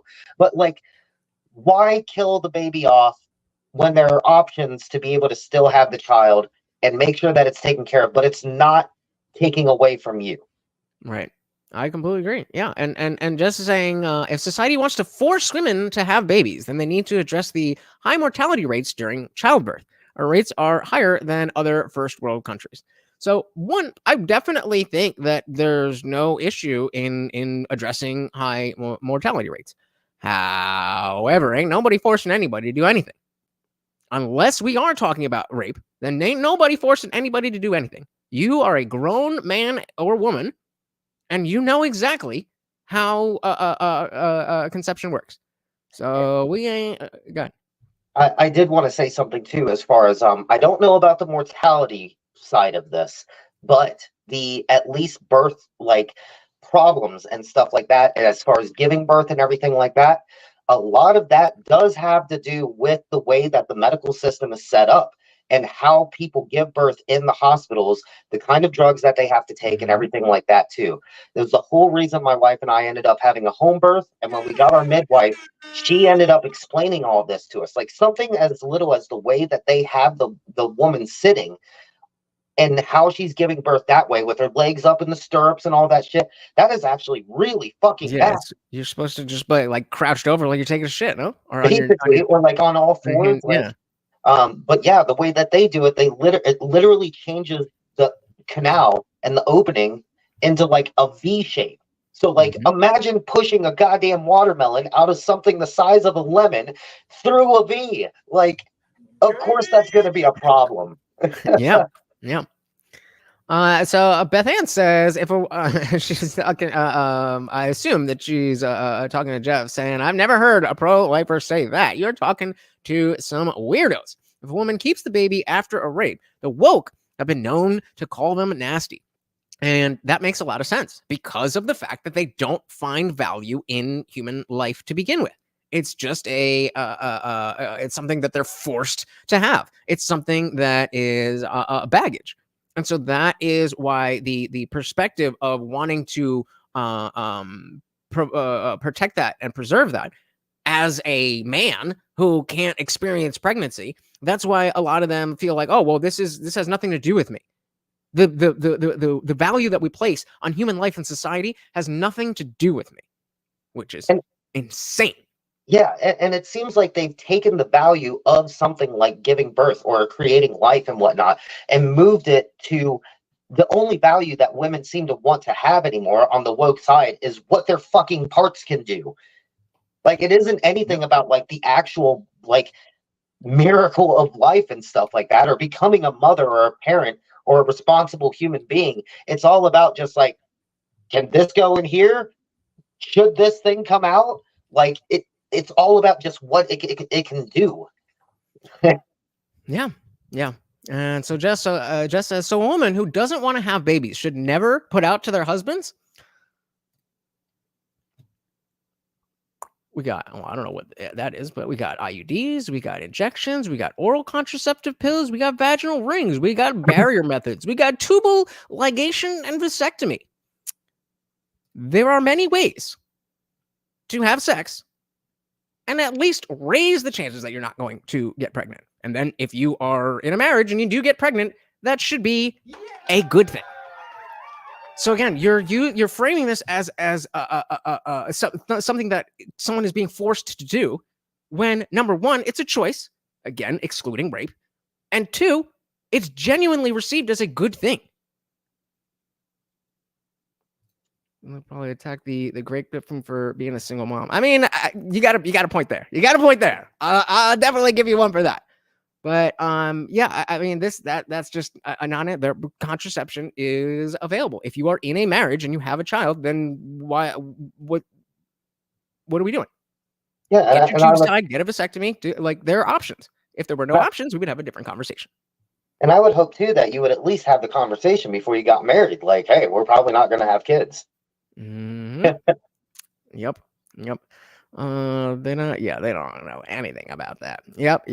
All right. Well, I mean, thank you so much for popping up here, man. I really appreciate your perspective. But as not being a parent, even though I'm not like our boy over here who thinks that I have no say, I do obviously respect that being in that position is very different. So any yeah, there you go. BJs and rear entry are a thing.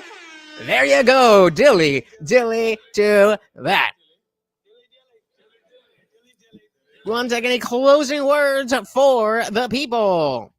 I would just say that, I mean, you can have your opinions on this stuff, man. Like it is a hot topic and whatnot, but when it starts getting heated, there's a reason for it, and you should probably at least think a little bit about why you think these things, especially as a man.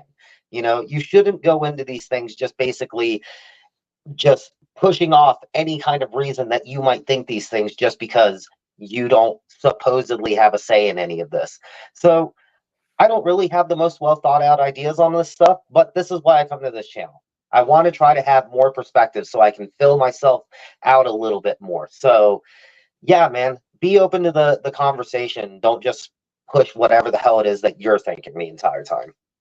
Fair enough. And I definitely echo the Reverend here. Guamtech is the effing man. Thank you so much. I will see you hopefully in the after party. I can't wait to tell you guys about Dissident Dialogue. Oh yeah, hell yeah. All right, I will see you over there, guys. I am already in the after party. If I go to the after party and nobody is there, I'm going to assume that nobody wants to party. I can't, it's just not a thing where I could sit and wait. Is anybody coming? I got shit to do. I would love to spend time with you guys, but you got to be there. So, yeah, it's not going to change your viewing experience if you just, go in there right now, and we'll finish up, and then we'll be partying. So Jess said married people get deletions also, especially if they have too many children and can't afford more. All the more reason to not get yourself into that situation in the first place. Again, you're acting as if this just happens to people. If you don't want to have children, you probably aren't going to have children unless you don't take any steps to not have those children. I don't know about you, but I don't see women as some stupid, I don't know, but I see women as human beings. If you're a grown-ass woman, you know exactly what is going to happen with your body. I mean, this is scaring me a little bit, but other than that, you know exactly what's going on. Yeah, so Jeff's saying I was adopted. I don't know how I came to be, but I'm glad I was born. I said, shit, me too. I am definitely glad you were born. And it's like, that's the thing. Maybe it was an unfortunate situation where Jeff's birth mother was in the type of situation that we're talking about.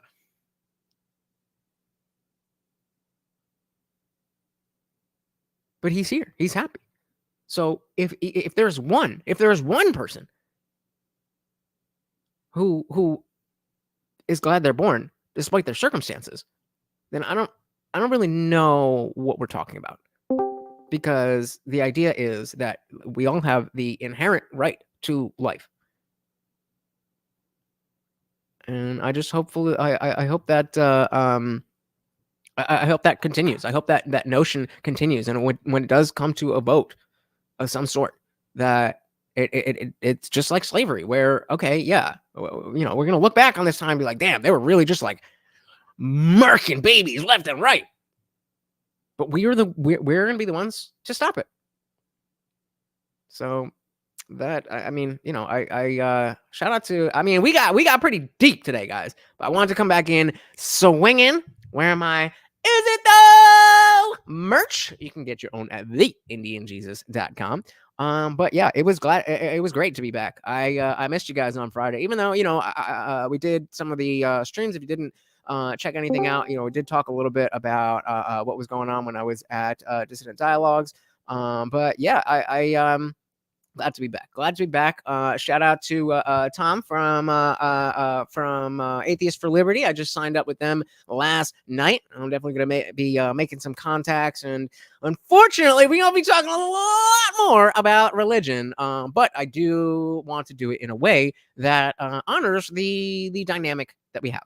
And I may not be perfect at it, but we are, I'm going to do my best, and you help me out where I don't do great, and I'll help you out where you don't do great, and we'll all be great together. So thank you so very, very much, guys. Let's shout out our donations. We had the Reverend Woodrow Goodshine Ministries as a new member.